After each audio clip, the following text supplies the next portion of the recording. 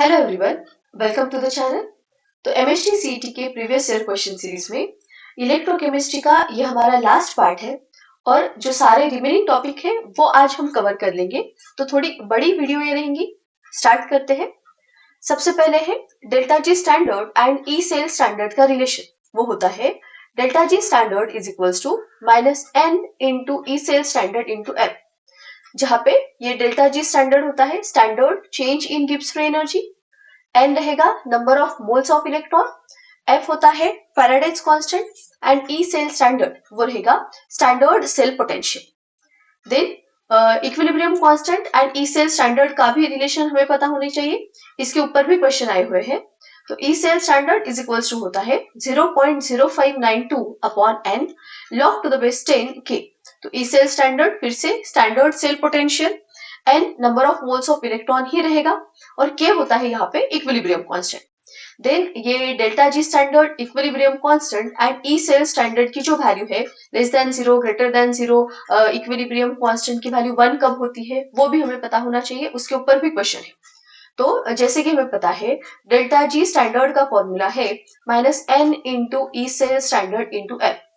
और हमने इसके पहले जो थर्मोडायनेमिक्स चैप्टर कवर किया था उसमें हमने देखा था कि स्पॉन्टेनियस रिएक्शन के लिए जो डेल्टा जी स्टैंडर्ड है वो निगेटिव होना चाहिए, मतलब लेस देन जीरो होना चाहिए।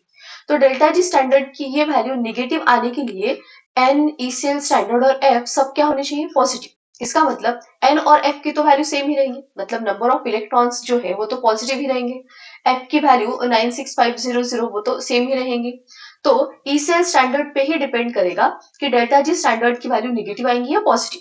तो अगर E cell standard that is standard cell potential अगर पॉजिटिव है, मतलब क्या है, ग्रेटर देन जीरो है, तो हमारा डेल्टा जी स्टैंडर्ड क्या रहेगा? लेस देन जीरो, मतलब निगेटिव रहेगा। इसका मतलब अगर E cell standard greater than zero है तो delta G standard less than zero that is negative रहेगा और रिएक्शन क्या रहेंगी? स्पॉन्टेनियस रहेगी। वही हमने यहाँ पे लिखा है कि स्पॉन्टेनियस रिएक्शन के लिए E cell standard must be greater than zero that is positive. अगर ये पॉजिटिव है तो delta G standard less than zero मतलब निगेटिव रहेगा और रिएक्शन स्पॉन्टेनियस होगी।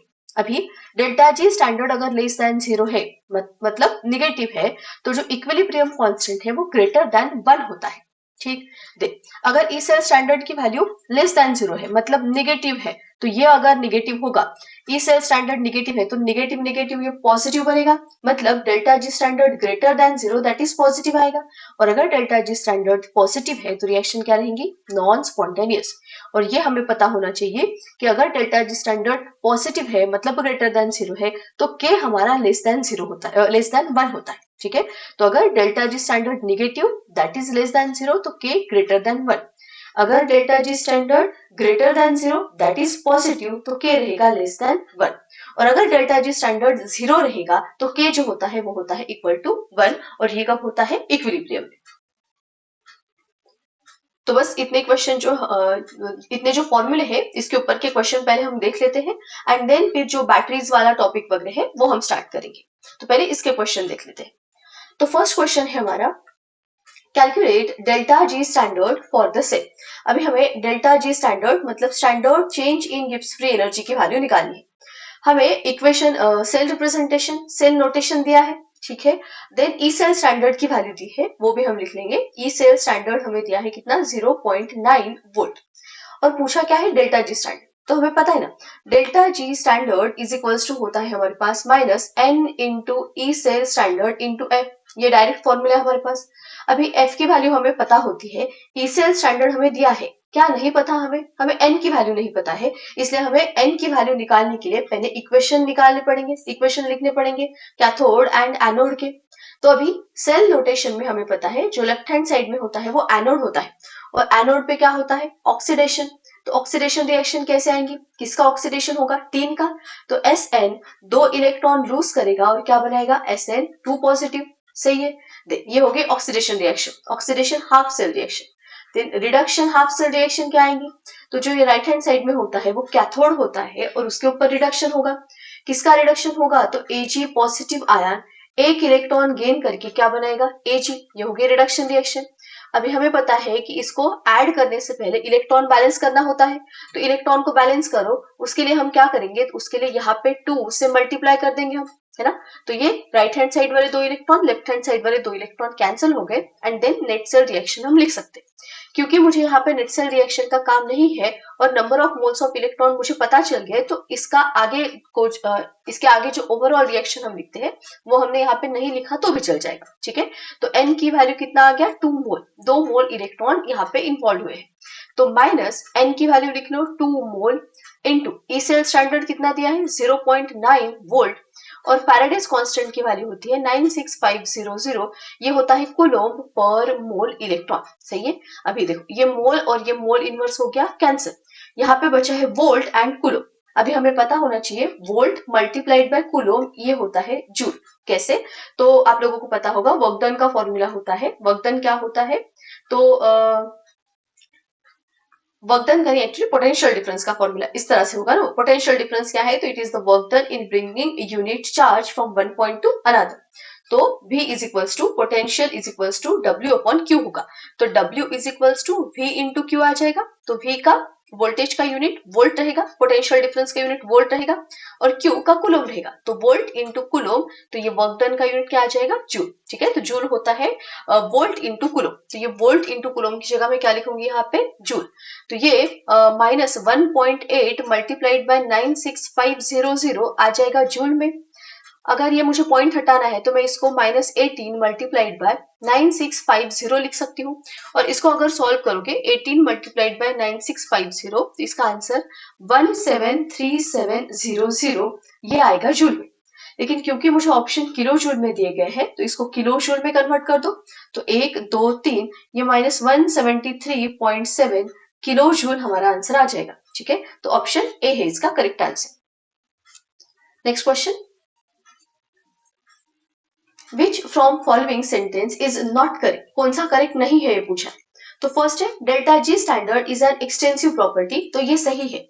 Delta G standard change in Gibbs free energy, ये एक्सटेंसिव प्रॉपर्टी है। मतलब अगर हमारे पास कोई इक्वेशन है A gives B, मान लो मैंने for example A gives B equation ले लिया। अगर इसके लिए डेल्टा जी स्टैंडर्ड की वैल्यू अगर x है, अगर मैं इस इक्वेशन को 2 से मल्टीप्लाई करूं या फिर कोई फैक्टर से मल्टीप्लाई करूं, तो डेल्टा जी स्टैंडर्ड की वैल्यू जो है उसको भी उसी फैक्टर से मल्टीप्लाई करना पड़ेगा। क्योंकि delta G standard amount of substance पे डिपेंड होता है, मतलब वो एक एक्सटेंसिव प्रॉपर्टी है। तो ये करेक्ट है। Then E cell standard is an intensive property, ये भी सही है। सेल पोटेंशियल जो है, स्टैंडर्ड सेल पोटेंशियल जो है, ये इंटेंसिव प्रॉपर्टी होती है, अमाउंट ऑफ सब्सटेंस पे डिपेंड नहीं होती। जैसे मान लो हमने इक्वेशन लिया A पॉजिटिव गेन 1 इलेक्ट्रॉन और A बनता है, और इसके लिए मान लो ई स्टैंडर्ड की जो वैल्यू है वो हमने ले ली x। तो अगर मैं इस इक्वेशन को 2 से 3 से या फिर किसी भी फैक्टर से मल्टीप्लाई करूं, इसका जो सेल पोटेंशियल है या फिर पोटेंशियल ले लो, इसकी जो पोटेंशियल की वैल्यू है वो चेंज नहीं होती, वहां पे किसी फैक्टर से मल्टीप्लाई करना नहीं पड़ता। तो जो हमारा ई सेल स्टैंडर्ड है, जो पोटेंशियल होता है वो अमाउंट ऑफ सब्सटेंस पे डिपेंड नहीं होता, तो वो एक इंटेंसिव प्रॉपर्टी है, ये भी सही है। देन है electrical work is equal to n into E cell into F, हाँ ये भी सही है।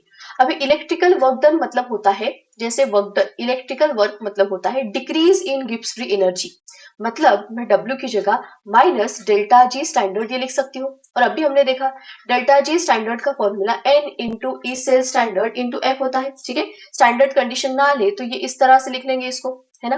तो work done, electrical work done मतलब होता है decrease in Gibbs free energy, जिसको मैं W is equals to minus delta G लिख सकती हूँ।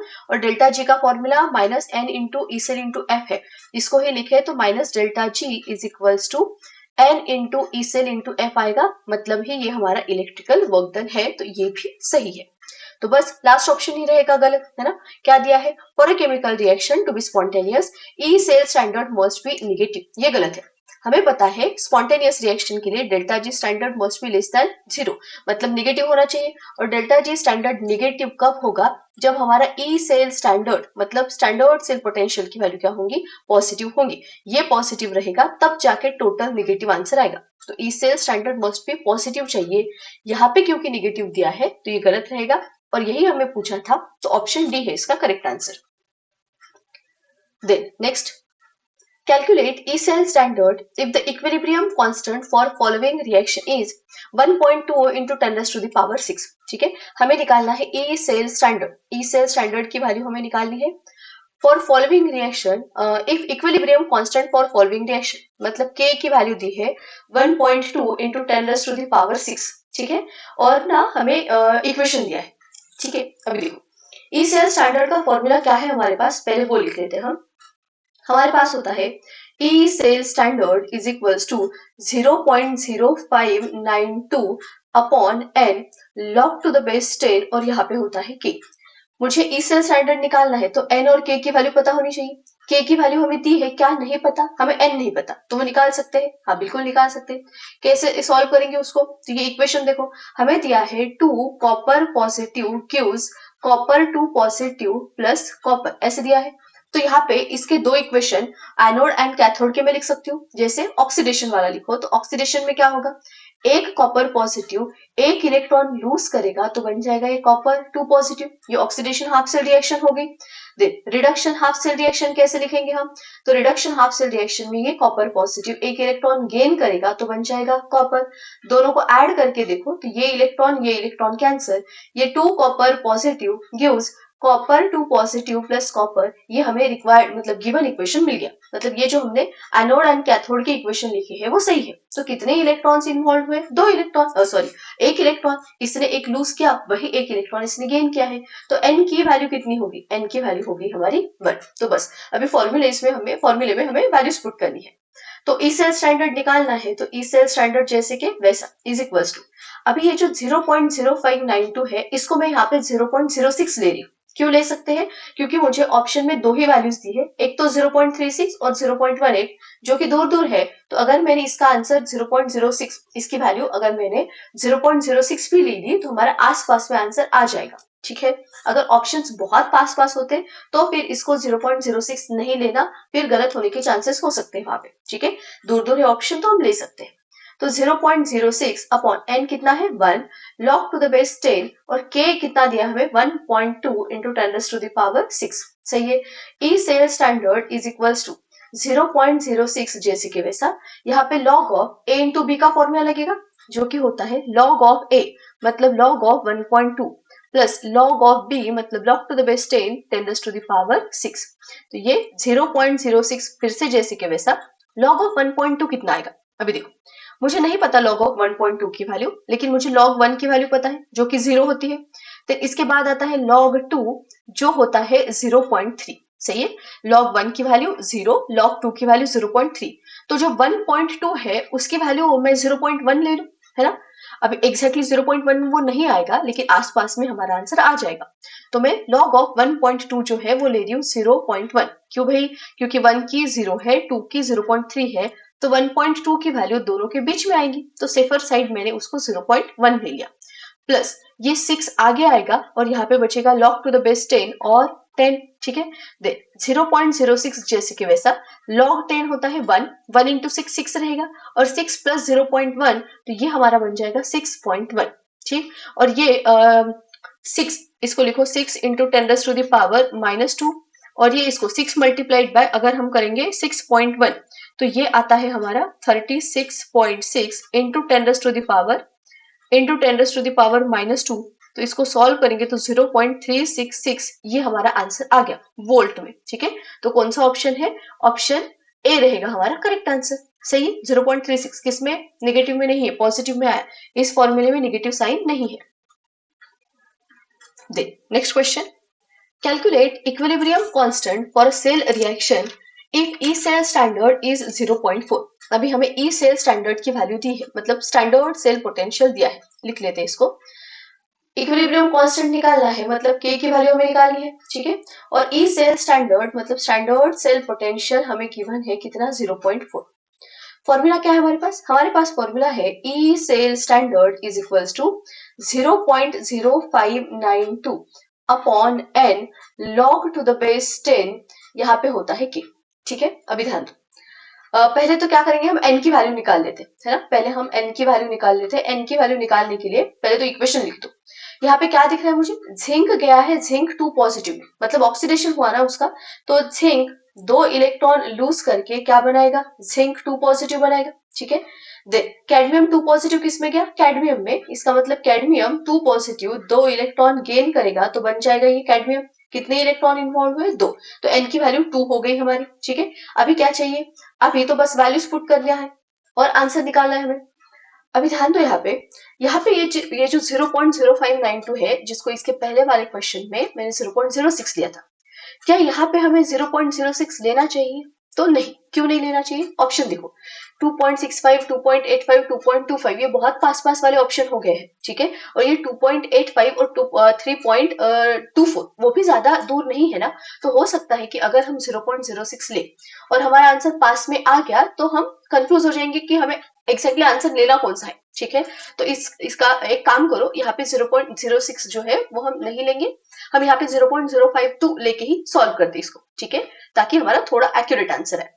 तो E cell standard is equals to, नहीं सॉरी, ई सेल स्टैंडर्ड की वैल्यू है ना हमारे पास, है ना, कितना है? 0.4। तो इसको लिख दो, ई सेल स्टैंडर्ड मैंने 0.4 लिख दिया। यहाँ पे 0.0592 जैसे के वैसे जो n है, n की वैल्यू कितनी आ गई हमारी? 2, और log टू द बेस 10, और ये k हमें निकालना है, तो वो जैसे के वैसा। ठीक है, अभी क्या करेंगे, ये जो 0.4 है इसको रहने दो, 0.0592 अपॉन 2 इसको सॉल्व करेंगे तो ये आता है 0.0296। ठीक है, 2 से डिवाइड कर देना तो इतना आ जाएगा, ये आएगा log टू द बेस 10 और यहाँ पे k। तो ये 0.0296 इसको डिनोमिनेटर में लेके आते हैं, तो ये 0.4, एक मिनट, ये जो हमारा 0.4 है डिवाइडेड बाय करेंगे 0.0296 इज इक्वल्स टू आ जाएगा log टू द बेस 10 और के। अभी इसको सॉल्व करो, इसको अगर सॉल्व करोगे तो इसका आंसर आता है 13.51। 0.4 डिवाइडेड बाय 0.0296 इसको सॉल्व करने के बाद आंसर 13.51 आएगा, is equals to log to the base 10 क्या आ जाएगा? के। अभी हमें पता है k इज इक्वल्स टू हम लिखेंगे एंटी लॉग ऑफ 13.51। ठीक है, अभी हमें ये पता होना चाहिए कि इस वैल्यू का एंटीलॉग कैसे निकालते हैं। तो पॉइंट के पहले वाला जो नंबर होता है उसको हम लेते हैं 10 टू द पावर में, और पॉइंट के बाद वाला जो नंबर है उसका हम निकालते हैं एंटीलॉग। मतलब मैं ऐसे लिखूं इसको, ये जो हम निकालेंगे इसका आंसर, तो ये आएगा एंटीलॉग ऑफ व्हाट? 51। 0.51 लिख दो, एंटीलॉग ऑफ 0.51 निकालेंगे हम, और इनटू 10 टू द पावर हमें क्या लेना है? 30। ठीक है, अभी k is equals to antilog of, अभी ध्यान दो, मुझे एंटीलॉग ऑफ 0.51 नहीं पता, लेकिन ऐसे बहुत सारे क्वेश्चन हमने आयनिक इक्विलिब्रियम में सॉल्व किए थे। इसको कैसे सॉल्व करते हैं हम? तो जो अंदर वाली वैल्यू है उसको लॉग के टर्म में लिखो। तो मुझे पता है 0.5 के आसपास में 0.477 जो होता है उसका लॉग मुझे पता है ना। मतलब ये जो वैल्यू है 0.477 ये लॉग 3 की वैल्यू होती है, 0.477 लॉग 3 की वैल्यू। तो 0.51 इसके बाद में तो आएगा ना, और log 4 कितना होता है? log 4 हमारा होता है 0.6। ठीक है, तो log 3 की ये वैल्यू, log 4 की ये वैल्यू, तो 0.51 जो है ये इनके बीच में ही तो आएगा। अभी क्योंकि ये 3 से पास में है 0.51, मतलब 0.477 के पास में ज्यादा है 0.51, तो मैं 3 के पास में इसकी वैल्यू ले लूंगी, तो मैं log ऑफ 3.2 ले रही। 3.3 भी ले सकते हो, कोई प्रॉब्लम नहीं। ठीक है, तो मैंने क्या ले लिया? 0.51 को मैं यहाँ पे लिखने वाली हूँ log to the base 10 of 3.2। ठीक है, कैसे लिया समझ में आया? log 3 की वैल्यू इतनी होती है, log 4 की इतनी, तो 0.51 दोनों के बीच में आएगा, तो ये log की वैल्यू भी दोनों के बीच में ही आएंगी। तो 3.2, 3.3 ले सकते हो। अभी log ऑफ 3.2 ले लिया हमने, और ये 10 टू द पावर जो है वो जैसे के वैसा रहेगा, उसको तो कुछ नहीं किया हमने, तो ये इंटू 10 टू द पावर 13 जैसे के वैसा। अब ये एंटीलॉग लॉग हो गया कैंसिल, तो k इज इक्वल्स टू आएगा 3.2 इंटू 10 टू द पावर 13। ठीक है, तो हमारा आंसर ऑप्शन ए जो है वो बन जाएगा। ठीक, देन नेक्स्ट क्वेश्चन है, the standard EMF of Daniell cell is, standard EMF मतलब हमें ई सेल स्टैंडर्ड की वैल्यू दी है कितना? 1.1 volt. What is maximum electrical work obtained from Daniel cell? अभी maximum electrical work done मतलब क्या होता है? Decrease in Gibbs free energy, मतलब माइनस डेल्टा जी स्टैंडर्ड की वैल्यू में निकालनी है ना। मैक्सिमम इलेक्ट्रिकल वर्क मतलब यहाँ पे होता है decrease in Gibbs free energy, मतलब ही माइनस डेल्टा जी स्टैंडर्ड। ठीक है, फॉर्मूला है क्या हमारे पास? हाँ बिल्कुल है, delta G standard is equals to minus N into E cell standard into होता है एफ, ये माइनस डेल्टा जी स्टैंडर्ड में लिखूंगी N into E cell standard into F आ जाएगा। एन की वैल्यू कितनी है? हाँ अभी वो तो हमने निकाली नहीं। किसके लिए बातें हो रही है? तो डैनियल सेल। तो डैनियल सेल में क्या होता है? डैनियल सेल में जो एनोड है उस पे जिंक ऑक्सीडेशन करता है, तो जिंक 2 इलेक्ट्रॉन देगा और बन जाएगा जिंक 2 पॉजिटिव। ये है oxidation half cell reaction. Cathode पे क्या होता है, तो जो कॉपर 2 पॉजिटिव है वो 2 इलेक्ट्रॉन गेन करके क्या बनाएगा, कॉपर। डैनियल सेल में यही तो होता है ना। तो कितने इलेक्ट्रॉन्स इन्वॉल्व हुए, 2। तो एन की वैल्यू कितनी हो गई हमारी, 2। तो 2 इंटू ई सेल स्टैंडर्ड कितना दिया है हमें, 1.1 इंटू फैराडेज कांस्टेंट 96500 रहेगा। ठीक है, ये 2.2 मल्टीप्लाइड बाय आ जाएगा 96500। पॉइंट को हटाना है तो 21 मल्टीप्लाइड बाय 9650 और इसको सॉल्व करोगे तो ये 212300 जूल में आंसर आता है। ठीक है, जूल में कैसे आता है वो हमने स्टार्टिंग के शायद पहले या दूसरे क्वेश्चन में ही देख लिया था। ठीक, तो इस इधर मैं डायरेक्ट लिख रही हूँ। अभी मुझे आंसर किलो जूल में दिया है तो 1 2 3, तो ये आ जाएगा 212.3 क्या, किलो जूल। तो ऑप्शन ए है, सॉरी ऑप्शन बी है हमारा करेक्ट आंसर। नेक्स्ट क्वेश्चन है, which from following equations is correct for relation between standard cell potential and equilibrium constant। तो कौन सा है, standard cell potential मतलब E cell standard is equals to रहता है 0.0592 upon n log to the base 10 क्या होता है k। यही तो है ना रिलेशन। तो देखो पहले और लास्ट में तो E cell दिया है, E cell standard नहीं दिया है, तो ये तो ऑप्शन नहीं रहेंगे। बी एंड सी में से देख लो, तो बी दिया है E cell standard is equals to log K n upon नहीं, ये तो नहीं है, तो ऑप्शन सी है आंसर, है ना। E cell standard is equals to 0.0592 upon N log to the base 10 के, तो ऑप्शन सी रहेगा इसका correct answer.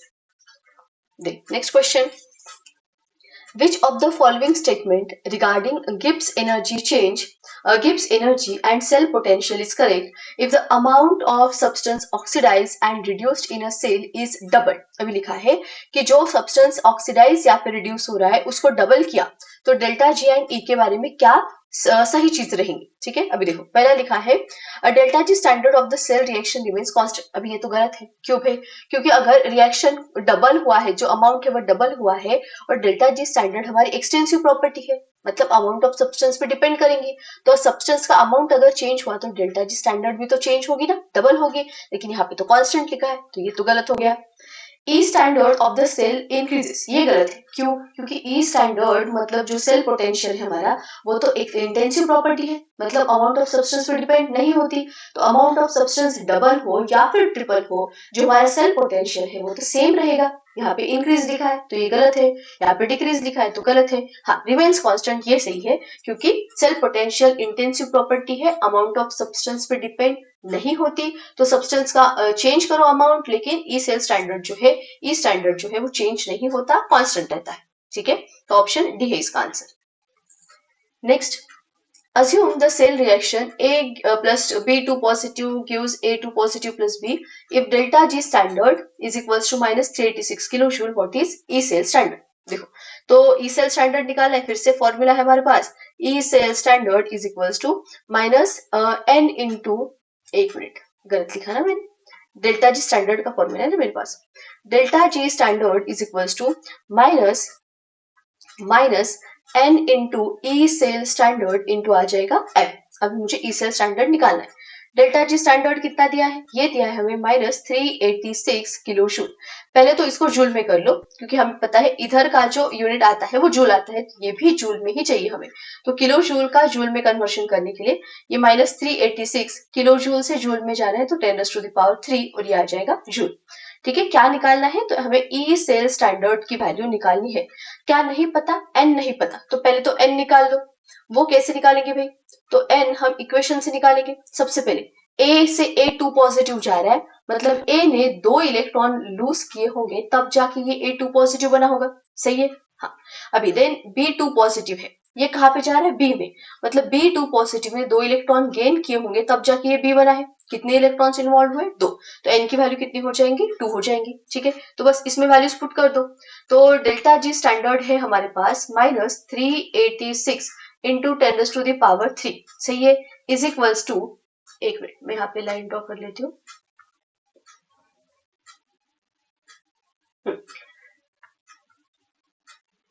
Is equals to minus n की वैल्यू कितनी है, 2 है ना।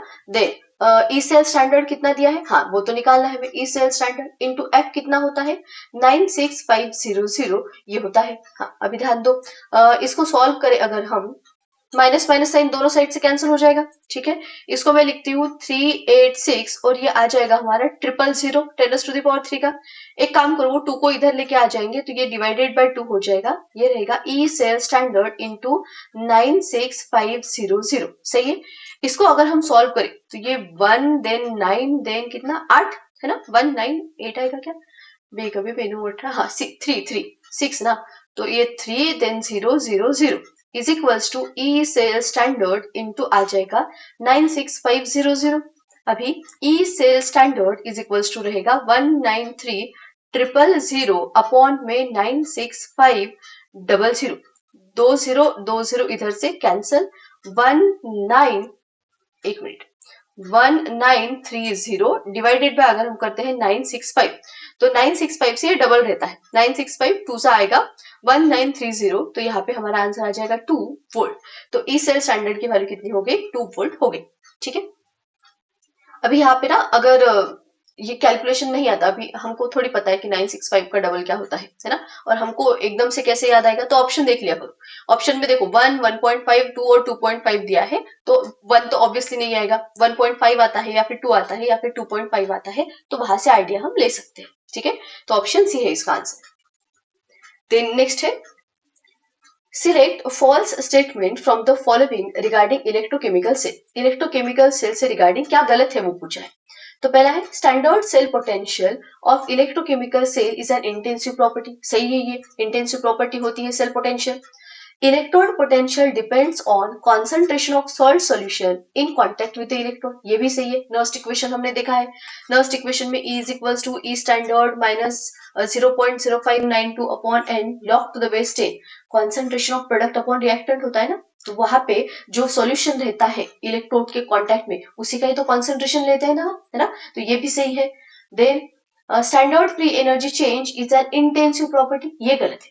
स्टैंडर्ड फ्री एनर्जी चेंज ये तो एक्सटेंसिव प्रॉपर्टी थी ना, यहाँ पे इंटेंसिव लिखा है, मतलब ये गलत है, तो ऑप्शन सी रहेगा हमारा करेक्ट आंसर। लास्ट क्या है, electrical work done in galvanic cell is equal to decrease in Gibbs energy, ये भी सही है, तो ऑप्शन सी जो है वो हमारा गलत आंसर रहेगा, और वही हमें पूछा था। नेक्स्ट है, for the cell reaction A2 positive gives A2 positive plus B, if equilibrium constant is 10 raised to the power 4, what is standard EMF of the cell? मतलब हमें ई सेल स्टैंडर्ड जो है वो निकालना है। क्या दिया है, इक्विलिब्रियम कांस्टेंट, मतलब के की वैल्यू हमें दी है 10 raised to the power 4। ठीक है, और इक्वेशन दिया है, तो अभी हमने जो क्वेश्चन सॉल्व किए हमें पता है यहाँ पे हमें एन की वैल्यू लगेंगी, तो पहले तो एन की वैल्यू निकालो। कैसे निकाले भाई, तो A2 पॉजिटिव में जा रहा है हमें दिखा, तो A जब 2 इलेक्ट्रॉन लूज करेगा तब तो जाएगा ना A2 पॉजिटिव में, सही है। देन B2 पॉजिटिव दिया है, वो किधर में जा रहा है, B में, तो B2 पॉजिटिव जब 2 इलेक्ट्रॉन गेन करेगा तब ये कन्वर्ट होगा किसमें, B में, सही है। अभी कितने इलेक्ट्रॉन्स इन्वॉल्व हुए, 2, तो N की वैल्यू होगी 2 मोल। ठीक, अभी direct formula, E cell standard is equals to होता है हमारे पास 0.0592 upon n log to the base 10, और यहाँ पे होता है k। अभी ध्यान दो, ऑप्शंस उतने भी पास में नहीं है, तो मैं इसको 0.06 ले सकती हूँ। ठीक है, तो ई सेल स्टैंडर्ड मुझे निकालना है, इसको मैंने 0.06 लिया, n दिया है हमें 2, मतलब n हमने निकाला 2 लॉग टू द बेस 10, और ये है 10 raised to the power 4, तो ये 0.03 आएगा। हमें पता है यहाँ पे log of x to the power y का फॉर्मूला लगेगा, तो ये y मतलब 4 आता है आगे, और यहाँ पे बचेगा log to the base 10 of 10, तो log 10 1 होता है, और ये 3 मल्टीप्लाइड बाय 4 1 2 12 आ जाएगा, तो 0.12 हमारा आंसर आएगा। 0.12 दिया है कि कहीं कहीं पे नहीं, लेकिन 12 के पास वाली वैल्यू कौन सी है, 0.12, तो ये हमारा 0.1184 रहेगा, है ना, 12 के पास वाली तो वो वैल्यू ज्यादा है, इसलिए 0.1184 हमारा आंसर आएगा। ऑप्शन बी है इसका करेक्ट आंसर। अगर लगता है कि कंफ्यूजिंग हो रहा है 177, नहीं देखो नहीं होगा ना कंफ्यूजिंग, क्यों, ये 17 है, वो तो 0.2 के पास में जाएगा ना, तो 0.1184 ही हमारा आंसर रहेगा। ठीक है, अगर फिर भी लगता है तो यहाँ पे 0.0592 करके सॉल्व कर लो, उतना भी कंफ्यूजन नहीं आएगा। ठीक, next question, which of the following relations about E cell standard is false. तो स्टैंडर्ड सेल पोटेंशियल का कौन सा गलत रिलेशन है। पहला है, standard cell potential is equals to standard potential of cathode minus standard reduction potential of anode, तो ये सही है ना, ये हमने देखा है लास्ट वीडियो में, तो ये फॉर्मूला सही है। देन है, E cell standard is equals to minus 0.0592 upon n log to the base 10 k, यहाँ पे माइनस था क्या, है ना, माइनस नहीं है ना हमारे फॉर्मूले में, देन बाकी भी देख लो, E cell standard is equals to minus, यहाँ पे शायद मेरे से जो टाइप मैंने किया है शायद से यहाँ पे गलती से माइनस आ गया होगा, यहाँ पे हमारे फॉर्मूले में माइनस नहीं है। और ये देखो E cell standard is equals to हमारे पास फॉर्मूला होता है, एक मिनट देख लेते, हमारे पास होता है delta G standard is equals to minus N into E cell standard into होता है एफ। तो E cell standard is equals to क्या आ जाएगा, डेल्टा जी स्टैंडर्ड मतलब minus delta G standard upon N F. हाँ सही है, फिर सही है देखो, E cell standard is equals to standard reduction potential of cathode minus standard reduction potential of anode, ये सही है। देन थर्ड में देख रही हूँ तो delta G standard is equals to minus N into E cell standard into F होता है। E cell standard is equals to delta G standard upon N F आएगा minus delta G standard upon N F, तो ये भी सही है। Then E cell standard is equals to standard potential of anode plus standard potential of cathode, ये भी formula सही है। ये हम एनोड का ऑक्सीडेशन पोटेंशियल लेते हैं और कैथोड का हम रिडक्शन पोटेंशियल लेते हैं, तो ये भी सही है। लेकिन ई सेल स्टैंडर्ड देखो, E cell standard is equals to हमारे पास होता है 0.0592 upon N log to the base 10 के, तो यहाँ पे माइनस साइन नहीं है, जबकि मुझे यहाँ पे माइनस साइन दिया गया है, तो ऑप्शन बी जो है वो हमारा करेक्ट आंसर रहेगा। ठीक है, बस एक मिनट रुक जाओ, मैं एक बार कंफर्म कर लेती हूँ कि वहां पे मैंने माइनस साइन में तो कुछ गलत नहीं लिखा है। हाँ देखो, यहाँ पे थोड़ा मुझसे गलती हो गई है, जब मैंने क्वेश्चन टाइप किया तब मुझसे थोड़ी गलती हो गई है। जो क्वेश्चन है एक्चुअली में वहां पे क्या दिया है, इसका आंसर ना सी है। अभी क्यों, तो यहाँ पे ना माइनस साइन नहीं दिया है, मैं इसको ना रब करती हूँ, एक मिनट रुको,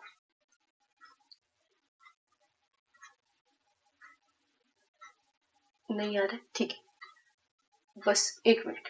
हाँ यहाँ पे क्या दिया है, ये जो ई सेल स्टैंडर्ड है ना, यहाँ पे माइनस साइन नहीं दिया है, मैंने यहाँ पे टाइप कर दिया, और यहाँ पे भी नहीं दिया है। ठीक है, दोनों जगह पे जो मैंने माइनस से लिखा था वो नहीं है। तो जो हमारा सेकंड वाला ऑप्शन है देखो, E cell standard is equals to 0.0592 upon N log to the base 10 K, ये तो सही हो जाएगा है ना। क्यों, क्योंकि वहां पे माइनस साइन नहीं दिया है, मेरे से टाइप करने में गलत हो गया तो वहां पे। हाँ सी वाला देखो, तो सी वाले में ना माइनस साइन चाहिए, ये हमने निकाला है। E cell standard is equals to minus delta G standard upon N F आना चाहिए, जबकि यहाँ पे माइनस साइन नहीं दिया था, इसलिए जो सी है वो हमारा ऑप्शन करेक्ट है। ठीक है, चलो next, if standard reduction potential of, अभी स्टैंडर्ड रिडक्शन पोटेंशियल की वैल्यू दी है हमें, पहले तो mg की दी है, तो सारे रिडक्शन पोटेंशियल है, तो मैं इसको डायरेक्ट ना इस तरह से रिप्रेजेंट कर रही हूँ।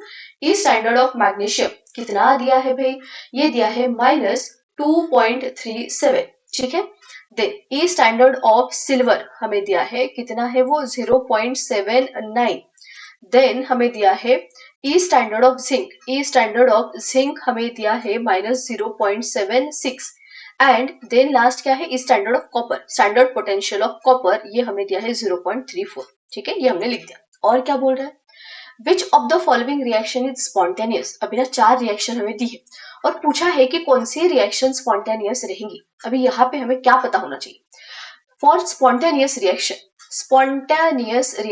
होने के लिए जो हमारा डेल्टा जी स्टैंडर्ड है, मतलब गिब्स फ्री एनर्जी चेंज है, मैं डेल्टा जी लिख रही हूँ यहाँ पे, डेल्टा जी की जो वैल्यू है वो चाहिए लेस देन 0, मतलब चाहिए नेगेटिव। ठीक है, for the spontaneous reaction delta G मतलब गिब्स फ्री एनर्जी चेंज जो है वो नेगेटिव होना चाहिए, उसकी वैल्यू लेस देन 0 होनी चाहिए। हमें पता है डेल्टा जी का formula -n into E cell standard into F होता है, तो डेल्टा जी नेगेटिव कब आएगा, जब ये क्या होगा पॉजिटिव, मतलब ई सेल स्टैंडर्ड मुझे क्या चाहिए पॉजिटिव। अभी याद रखना, ये पॉजिटिव तब भी आएगा जब जिसका रिडक्शन पोटेंशियल ज्यादा है, जिस स्पीसीज की रिडक्शन पोटेंशियल की वैल्यू ज्यादा है, अगर उसका ही रिडक्शन हो रहा है तो उस केस में ई सेल स्टैंडर्ड जो है वो पॉजिटिव आता है। ई सेल स्टैंडर्ड का फॉर्मूला है ना हमारे पास, E cell standard is equals to standard reduction potential of cathode minus standard reduction potential of anode. तो जिसका रिडक्शन पोटेंशियल ज्यादा है, अगर उसी का रिडक्शन हुआ है रिएक्शन में, तो ही ई सेल स्टैंडर्ड क्या रहेगा पॉजिटिव, और डेल्टा जी नेगेटिव, और रिएक्शन क्या रहेंगी स्पॉन्टेनियस। तो यहाँ पे तो वही पूछा है ना हमें, रिएक्शन स्पॉन्टेनियस होने के लिए क्या चाहिए होगा, तो जिसका रिडक्शन पोटेंशियल ज्यादा है उस स्पीसीज का क्या होना चाहिए रिएक्शन में, रिडक्शन। अगर ऐसा हुआ है तो फिर वो रिएक्शन क्या रहेंगी, स्पॉन्टेनियस। तो चलो वन बाय वन हम रिएक्शन को लेते हैं और देखते हैं कि जिसका रिडक्शन पोटेंशियल ज्यादा है क्या उसी का रिडक्शन हुआ है वहां पे, और अगर है तो फिर वो रिएक्शन स्पॉन्टेनियस रहेगी। ठीक है, देखो फर्स्ट ऑप्शन देखो। अभी फर्स्ट ऑप्शन, अभी यहाँ पे ना डायरेक्टली हम लोगों को वो समझते आना चाहिए कि किसका रिडक्शन हुआ है और किसका ऑक्सीडेशन है ना। वो कैसे देखते हैं हम, तो ऑक्सीडेशन स्टेट से देखो। यहाँ पे जिंक 2 पॉजिटिव में गया है, मतलब जिंक का क्या हुआ है, ऑक्सीडेशन, सही है। And then Mg2 positive Mg में गया है, तो Mg का क्या हुआ है, यहाँ पे रिडक्शन हुआ है। अभी ध्यान, रिडक्शन किसका हुआ है, मैग्नीशियम का। तो मैग्नीशियम का रिडक्शन पोटेंशियल क्या है, देखो मैग्नीशियम का -2.37, इसका -2.37 एंड जिंक का कितना है, -0.6। किसकी वैल्यू ज्यादा है रिडक्शन पोटेंशियल की, जिंक की ना। मैग्नीशियम से जिंक की रिडक्शन पोटेंशियल की वैल्यू ज्यादा है, मतलब रिडक्शन किसका होना चाहिए था, जिंक का। तब जाके रिएक्शन क्या होती है, स्पॉन्टेनियस। लेकिन यहाँ पे तो रिडक्शन किसका दिया है, मैग्नीशियम का, तो ये तो रिएक्शन स्पॉन्टेनियस नहीं होगी। ठीक है, अभी ऑप्शन बी देखो।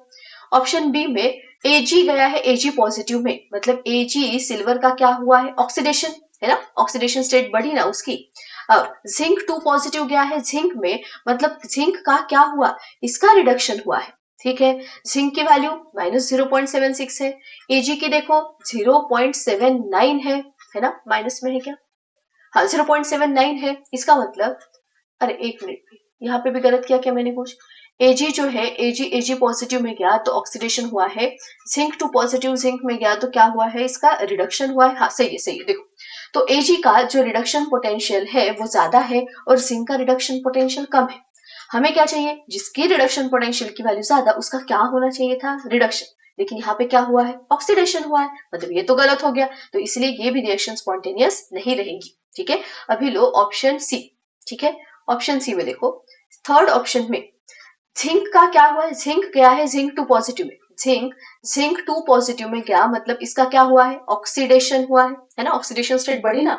एंड जो कॉपर 2 पॉजिटिव है वो गया है किसमें, कॉपर में, मतलब इसका ऑक्सीडेशन नंबर डिक्रीज हुआ है, मतलब इसका क्या हुआ, रिडक्शन। अभी जिंक का रिडक्शन पोटेंशियल की वैल्यू कितनी है, -0.76, और कॉपर की रिडक्शन पोटेंशियल की वैल्यू 0.34, तो इसका रिडक्शन पोटेंशियल ज्यादा है और इसका रिडक्शन पोटेंशियल ज्यादा है, और रिडक्शन भी तो इसका ही हुआ है, तो सही हो गया ना। जिसकी रिडक्शन पोटेंशियल की वैल्यू ज्यादा है उसका क्या हुआ है, रिडक्शन। और अगर ऐसा होता है तो रिएक्शन वो क्या होगी, स्पॉन्टेनियस होगी। तो यही हमारा यहाँ पे फिट बैठ रहा है, तो ऑप्शन सी जो है वो हमारा करेक्ट आंसर रहेगा। ठीक, नेक्स्ट क्वेश्चन है, if E cell standard is negative, then select the correct condition of cell from the following। अभी बोल रहे हैं कि E cell standard क्या है, निगेटिव है, हमें पता है ये अगर निगेटिव है तो delta G standard is equals to -n into E cell standard into F होता है। अगर ये निगेटिव है तो इसका निगेटिव और फॉर्मूले का निगेटिव पॉजिटिव बन जाएगा, और डेल्टा जी स्टैंडर्ड क्या आ गया, पॉजिटिव, मतलब ग्रेटर देन 0। ठीक है, और डेल्टा जी स्टैंडर्ड अगर ग्रेटर देन 0 है तो के क्या होता है, के होता है लेस देन 1। तो देखो delta G standard greater then 0 तो के लेस देन 1 कहाँ पे है, ऑप्शन सी में, है ना। Delta G standard greater then 0, के लेस देन 1, तो ऑप्शन सी रहेगा इसका correct answer. Then next question, what are necessary condition for spontaneous reaction in galvanic cell। तो spontaneous reaction के लिए क्या चीजें होती है, for spontaneous reaction जो हमारा E सेल है, ई सेल की वैल्यू क्या होनी चाहिए, पॉजिटिव, मतलब ग्रेटर देन 0। अगर ये पॉजिटिव है तो delta G is equals to -n into E cell into F. ये पॉजिटिव और ये निगेटिव तो टोटल निगेटिव आएगा, है ना। मतलब अगर ई सेल पॉजिटिव है, ग्रेटर देन 0 है, तो डेल्टा जी निगेटिव मतलब लेस देन 0 रहेगा, और डेल्टा जी लेस देन 0 है तो के इज इक्वल, सॉरी के क्या होता है, ग्रेटर देन 1। तो ई सेल ग्रेटर देन 0 है तो डेल्टा जी लेस देन 0 और के ग्रेटर देन 1, ऑप्शन ए ही मुझे दिख रहा है, तो इसका आंसर ऑप्शन ए रहेगा। देन हाँ, तो अभी तक हमने क्वेश्चन देखे, Gibbs free energy change and then equilibrium constant जो है उसका जो रिलेशन होता है स्टैंडर्ड सेल पोटेंशियल के साथ, उसके क्वेश्चन। देन अभी हम स्टार्ट कर रहे हैं स्टैंडर्ड हाइड्रोजन इलेक्ट्रोड। अभी मैंने क्या किया है, जैसे स्टैंडर्ड हाइड्रोजन इलेक्ट्रोड के SHE के जो क्वेश्चन है उसके पहले हम SHE का पार्ट रिवाइज कर लेंगे। देन फिर हमारे पास बैटरीज है, तो जिस जिस टॉपिक के ऊपर क्वेश्चन आए हैं अभी इसके आगे, तो मैंने पहले वो टॉपिक लिया है तो पहले उसको हम पढ़ लेंगे, रिवाइज कर लेंगे, देन फिर उसके क्वेश्चन। ठीक है। तो सबसे पहले है स्टैंडर्ड हाइड्रोजन इलेक्ट्रोड के बारे में। अभी हमें पता है कि स्टैंडर्ड हाइड्रोजन इलेक्ट्रोड क्या है, ये एक रेफरेंस इलेक्ट्रोड है ना। सबसे पहले कंस्ट्रक्शन, स्टैंडर्ड हाइड्रोजन इलेक्ट्रोड में क्या होता है, तो एक प्लैटिनम की प्लेट होती है ना। देन ये प्लैटिनम की प्लेट जो है इसके ऊपर आउटर कवरिंग होता है ग्लास जैकेट, यहाँ पे साइड से ओपनिंग होती है जहां से pure and dry hydrogen gas at 1 atm pressure हम पास करते हैं। और ये टोटल असेंबली जो है वो हम डीप करते हैं किसमें, 1 मोलर H पॉजिटिव आयन के कॉन्सेंट्रेशन वाले सोल्यूशन में। ठीक है, तो वही हमने यहाँ पे लिखा है कि यहाँ पे प्लैटिनम प्लेट होती है जो कि कोटेड होती है with platinum black. External circuit जो है ग्लास ट्यूब में, हाँ, और ये कनेक्टेड होता है एक्सटर्नल सर्किट को by glass tube with mercury. Then total assembly immerse करेंगे हम 1 मोल H पॉजिटिव आयन के सॉल्यूशन में, 1 मोलर H पॉजिटिव आयन के सॉल्यूशन में। और हाइड्रोजन गैस जो है वो साइड ट्यूब से बबल्ड आउट होंगी और साइड ट्यूब से पास होंगी सॉल्यूशन में, एंड देन उसका जो प्रेशर है वो रहेगा 1 atm। ठीक है, ये हो गया कंस्ट्रक्शन के बारे में।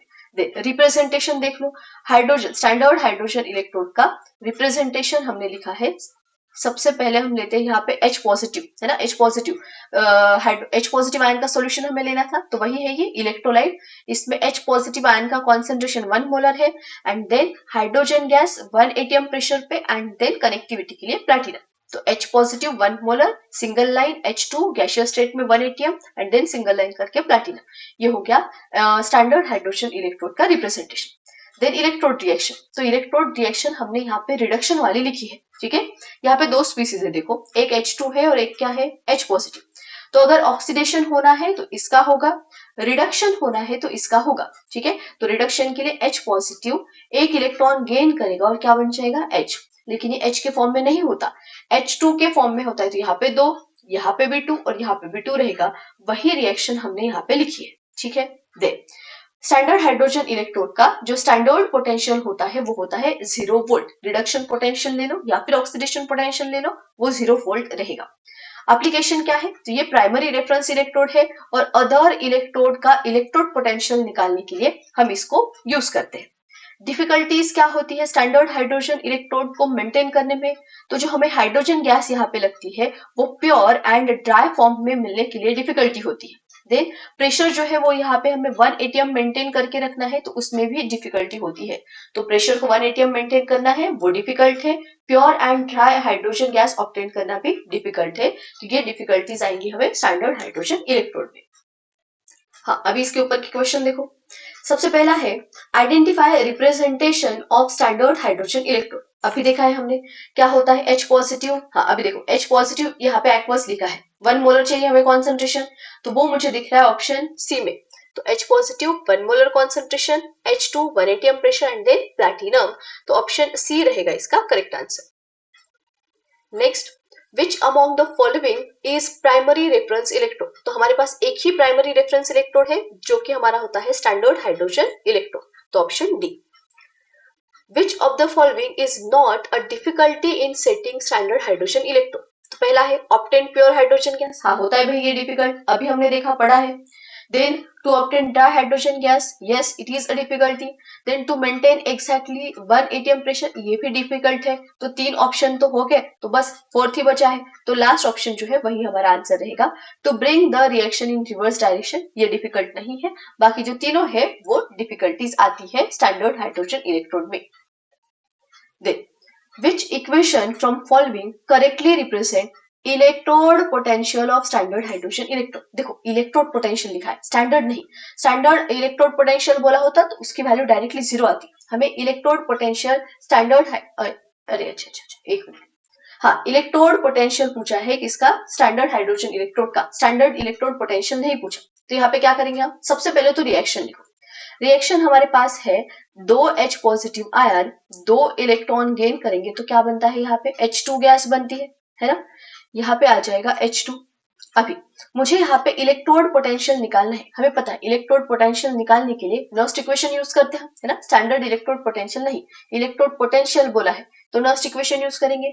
क्या होता है वो, E ऑफ इलेक्ट्रोड, तो E ऑफ H2 लिख रही हूं मैं, is equals to E standard of H2, then minus 0.0592 upon आएगा n log to the base 10 concentration of product. अभी देखो प्रोडक्ट में H2 है, अभी क्योंकि H2 गैसियस स्टेट में है तो उसका हम कॉन्सेंट्रेशन ना लेते हुए प्रेशर लेते हैं, तो यहाँ पे आ जाएगा pressure of H2 upon reactant में H पॉजिटिव आयन है, हाँ तो H पॉजिटिव आयन का कॉन्सेंट्रेशन और रेस्ट टू द पावर आ जाएगा 2। अभी देखो E ऑफ H2 जैसे के वैसा, E स्टैंडर्ड ऑफ H2 मतलब हाइड्रोजन का स्टैंडर्ड इलेक्ट्रोड पोटेंशियल वो कितना होता है 0, तो यहाँ पे मैंने 0 लिख दिया, माइनस 0.0592 अपॉन n की वैल्यू कितनी है 2 इलेक्ट्रॉन, तो यहाँ पे 2 log to the base state. Pressure देखो, प्रेशर दिया है कि यहाँ पे हमें नहीं कुछ नहीं दिया है, ऐसे लिखो, ऐसे दिया है हमें ऑप्शन में, तो pressure of H2 upon concentration of H positive ion का स्क्वायर, तो देखो कहाँ पे ये 0 नहीं आएगा यहाँ पे, तो इतना इक्वेशन देखो किधर हमें दिख रहा है, तो minus 0.0592 upon 2 log to the base 10 pressure of H2 पर ऑप्शन सी दिख रहा है मुझे, ऑप्शन सी है यहाँ पे, तो ऑप्शन सी रहेगा इसका correct answer. Then next, what is reduction potential of hydrogen gas electrode when pure hydrogen gas is at 1 atmospheric pressure। देखो क्या लिखा है, रिडक्शन पोटेंशियल बोला है, स्टैंडर्ड रिडक्शन पोटेंशियल नहीं, स्टैंडर्ड रिडक्शन पोटेंशियल बोलते तो हम 0 लेते, यहाँ पे सिर्फ रिडक्शन पोटेंशियल हमें बोला है, तो व्हाट इज रिडक्शन पोटेंशियल मतलब E ऑफ H2 हमें निकालना है, ठीक है। ऑफ हाइड्रोजन गैस इलेक्ट्रोड, देखो हाइड्रोजन गैस इलेक्ट्रोड बोला है, स्टैंडर्ड हाइड्रोजन इलेक्ट्रोड नहीं, ठीक है। वे प्योर हाइड्रोजन गैस है एट 1 एटमॉस्फेरिक प्रेशर, मतलब हाइड्रोजन गैस का प्रेशर हमें दिया है 1 atm, and platinum electrode is in contact with HCl solution of pH 1। अभी देखो HCl का pH ना हमें 1 दिया है, हमें कॉन्सेंट्रेशन लगेगा ना H पॉजिटिव आयन का, तो मैं pH से वो निकाल सकती हूँ, क्योंकि pH का फॉर्मूला होता है minus log to the base 10 concentration of H positive ion is equals to हमें कितना दिया है 1, तो log to the base 10 concentration of H positive ion is equals to -1 आएगा, तो concentration of H positive ion is equals to 10 to the power -1, मतलब ही मैं 0.1 लिख सकती हूँ, है ना, तो H पॉजिटिव का कॉन्सेंट्रेशन मिल गया। अभी देखो reduction potential of hydrogen gas electrode निकालना है, तो मुझे पहले तो रिडक्शन रिएक्शन लिखनी पड़ेगी, है ना, जो पोटेंशियल निकालना है वही रिएक्शन हम लिखते हैं, तो रिडक्शन पोटेंशियल के लिए रिडक्शन रिएक्शन आएगी, 2 H positive ion 2 electron gain करेंगे और क्या बनता है यहाँ पे H2, है ना, यही तो हाइड्रोजन इलेक्ट्रोड की रिडक्शन रिएक्शन रहेंगी। अब यहाँ पे इसके लिए अभी मुझे अभी निकालना है रिडक्शन पोटेंशियल, तो नॉस्ट इक्वेशन यूज करेंगे, तो E of H2 is equals to आएगा E स्टैंडर्ड ऑफ H2, है ना, देन माइनस 0.0592 अपॉन आएगा N log to the base 10। देखो यहाँ पे प्रेशर ऑफ H2 अपॉन में concentration of H positive ion और उसका क्या आ जाएगा स्क्वायर, ये सेम ही है जैसे हमने लास्ट क्वेश्चन सॉल्व किया था, सिर्फ लास्ट क्वेश्चन में हमें इक्वेशन पूछा था, यहाँ पे हमें सॉल्व करके आंसर बताना है, ठीक है। तो E ऑफ H2 हमें निकालना है, standard electrode potential of hydrogen electrode क्या होता है 0 माइनस 0.0592 जैसे के वैसा अपॉन N कितना है 2 इलेक्ट्रॉन, है ना, log to the base 10, pressure of H2 कितना है भाई, तो ये 1 दिया है हमें, H पॉजिटिव का कॉन्सेंट्रेशन 10 टू द पावर -1 उसका क्या है स्क्वायर, तो देखो माइनस 0.0592 जैसे कि वैसा upon 2 log to the base 10, ये 10 टू द पावर -2 बनेगा, ऊपर जाएगा तो वो 10 टू द पावर +2 बन जाएगा, माइनस 0.0592, अभी ये 2 आगे आएगा, है ना, यहाँ पे 2 जैसे कि वैसा, ये 10 टू द पावर 2 का जो 2 है वो आगे आता है और यहाँ पे क्या बचेगा log to the base 10 of 10, 2 से 2 कैंसिल, लॉग 10 होता है 1, तो बचा क्या सिर्फ माइनस 0.0592 वोल्ट। कहाँ पे है ऑप्शन, ऑप्शन दिया है हमें ऑप्शन बी में माइनस 0.0592, ठीक है। अभी ऑप्शन चेक करने में घाई नहीं करना है, ऑप्शन डी देखो वहां पे भी 592 हमें दिख रहा है, तो वो 0.0592 एंड 0.592 उसमें हमें डिफरेंस करना है, घाई घाई में टिक कर दोगे तो एक तो तुमने सॉल्व किया है तो तुम्हारा टाइम भी गया है, और अगर आंसर तुमने गलत टिक कर दिया तो वो भी चला गया, है ना, कुछ नहीं मिला फिर हमें, तो ऑप्शन टिक करते समय अगर सेम सेम नंबर दिख रहे हैं तो ध्यान से उसको सिलेक्ट करना है। अभी ये हो गए हमारे स्टैंडर्ड हाइड्रोजन इलेक्ट्रोड के क्वेश्चन, ठीक है, इतने ही टाइप के थे। अभी हम स्टार्ट कर रहे हैं बैटरीज, तो हमें पता है बैटरीज जो होते हैं वो गैल्वानिक सेल, दैट इज उसको हम बोलते हैं वोल्टेज सेल, तो बैटरीज हमारी वोल्टेज सेल होते हैं। अभी बैटरीज या फिर वोल्टेज सेल्स जो है वो दो टाइप के रहते हैं, एक होता है प्राइमरी बैटरी या फिर प्राइमरी वोल्टेज सेल, दूसरा secondary voltage cell. Primary battery वो होती है जिसको हम रिचार्ज नहीं कर सकते, जो सिंगल टाइम यूज के लिए होती है। सेकेंडरी बैटरी वो होती है, सेकेंडरी वोल्टेज सेल्स वो होते हैं जिसको हम फिर से रीयूज कर सकते हैं, फिर से हम रिचार्ज कर सकते हैं, तो रिचार्जेबल जो सेल्स होते हैं वो सेकेंडरी बैटरी, जो नॉन रिचार्जेबल होते हैं वो रहेंगी प्राइमरी बैटरी, ठीक है। अभी प्राइमरी बैटरी में हमारे पास एग्जांपल होता है ड्राई सेल। ड्राई सेल हमारी प्राइमरी बैटरी का एग्जाम्पल है, ठीक है, primary battery. And secondary battery में कौन कौन आते हैं, तो वहां पे आता है lead storage battery, lead accumulator cell जिसको हम बोलते हैं, lead storage battery, mercury cell and nickel cadmium cell. तो ये जो तीनों है वो आएंगे सेकेंडरी बैटरी में। ड्राई सेल आता है प्राइमरी बैटरी में। तो सबसे पहले हम लेंगे dry cell and lead acid storage battery जो है उसके क्वेश्चन। तो पहले टॉपिक को थोड़ा सा रिवाइज कर लेंगे, dry cell and lead acid storage battery को, एंड देन फिर उसके क्वेश्चन हम लेंगे, ठीक है। देखो सबसे पहले है ड्राई सेल, जिसको हम लेक्लैंचेज सेल भी बोलते हैं। अभी ड्राई सेल को ड्राई सेल क्यों बोलते हैं, क्योंकि यहाँ पे कोई भी लिक्विड इलेक्ट्रोलाइट प्रेजेंट नहीं होता। यहाँ पे जो इलेक्ट्रोलाइट होता है वो मॉइस्ट पेस्ट के फॉर्म में हम यूज करते हैं, ठीक है। देख कंस्ट्रक्शन में ड्राई सेल में जो हमारा जिंक कंटेनर होता है वो होता है एनोड। उसमें इनर लाइनिंग होती है पोरस पेपर की, ताकि जो जिंक है और जो हमारा अंदर का मटेरियल है उसका कांटेक्ट ना आए। देन ग्राफाइट रॉड जो है वो होता है सेंटर में और वो एक्ट करता है एज अ कैथोड, ठीक है। अभी देखो क्योंकि ये गैल्वेनिक सेल है इसलिए यहाँ पे एनोड निगेटिव वाला रहेगा और कैथोड क्या रहता है, पॉजिटिव वाला, ठीक है। तो एनोड हो गया जिंक कंटेनर, कैथोड होता है graphite rod. Then graphite rod के सराउंडिंग में जो मिक्सचर होता है वो होता है manganese dioxide and carbon powder का। इलेक्ट्रोलाइट यहाँ पे होता है ammonium chloride and zinc chloride. और यहाँ पे जो पेस्ट है इलेक्ट्रोलाइट की उसको स्टिकी थिक बनाने के लिए हम यहाँ पे स्टार्च यूज करते हैं, थिक पेस्ट बनाने के लिए। एंड देन सेल को सील किया जाता है ताकि वो ड्राई ना हो, केमिकल्स जो है वो ड्राई ना हो। देन फीचर्स क्या है इसके, तो पोर्टेबल है, कॉमन यूज बैटरी है। देन यहाँ पे जो MnO2 है, मैग्नीज डाइऑक्साइड जो है, वो हाइड्रोजन गैस जो यहाँ पे रिलीज होने वाली है रिएक्शन में उसका एक्यूमुलेशन जो है वो नहीं होने देता, ठीक है। इंपॉर्टेंट पॉइंट क्या है, तो एनोड क्या है, कैथोड क्या है, इलेक्ट्रोलाइट क्या है, वो हमें पता होना चाहिए। देन रिएक्शन, तो एनोड हमारा जिंक रॉड था, एनोड पे ऑक्सीडेशन होता है तो यहाँ पे जिंक का ऑक्सीडेशन होगा। कैथोड पे रिडक्शन होता है, तो यहाँ पे रिडक्शन किसका होता है, जो अमोनियम पॉजिटिव आयन है कहाँ से आएगी, हमने लिया था नहीं, zinc chloride and ammonium chloride का मिक्सचर लिया था हमने, यही से तो आएगा वो अमोनियम पॉजिटिव आयन, है ना। तो ये जो अमोनियम आयन है वो इलेक्ट्रॉन गेन करेगा और उससे बनता है अमोनिया एंड H2। अभी यहाँ पे ध्यान रखना, ये अमोनिया एक्वस स्टेट में होता है और H2 जो है वो गैसियस स्टेट में होता है, ठीक है। क्योंकि आगे क्वेश्चन आया है कि अमोनियम पॉजिटिव आयन का रिडक्शन करने के बाद कौन सी गैस रिलीज होती है, तो हमें अमोनिया गैस लगता है लेकिन ये एक्वस स्टेट में रहता है। गैस यहाँ पे कौन सी रिलीज होती है, तो हाइड्रोजन गैस, ठीक है। तो एनोड जिंक था तो जिंक का ऑक्सीडेशन हुआ, कैथोड पे रिडक्शन होता है तो अमोनियम आयन कन्वर्ट हो रहे अमोनिया एंड हाइड्रोजन गैस में। अभी ये गैसियस स्टेट में है तो ज्यादा अगर प्रेशर हो गया हाइड्रोजन गैस का तो वो तो फूट जाएगा ना सेल, तो इसलिए इस हाइड्रोजन गैस को क्या बोलते हैं, एक्यूमुलेट नहीं होना चाहिए, इसलिए हम वहां पे यूज करते हैं MnO2, मैग्नीज डाइऑक्साइड। तो ये मैग्नीज डाइऑक्साइड क्या करता है, ये जो हाइड्रोजन गैस फॉर्म हुई उसके साथ रिएक्ट होके Mn2O3 एंड वाटर बनाता है, ठीक है। तो ये जो H2 MnO2 के साथ रिएक्ट होके क्या बन रहा है, Mn2O3 एंड H2O। Mn2O3 बना है, हमने स्टार्टिंग में नहीं लिया था। दोनों को ऐड करोगे तो नेट रिएक्शन हमें दिख रही है ये वाली, ठीक है। तो यहाँ पे भी एनोड की कैथोड की रिएक्शन जो है वो हमें पता होना चाहिए। ओवरऑल रिएक्शन लिख ली हमने।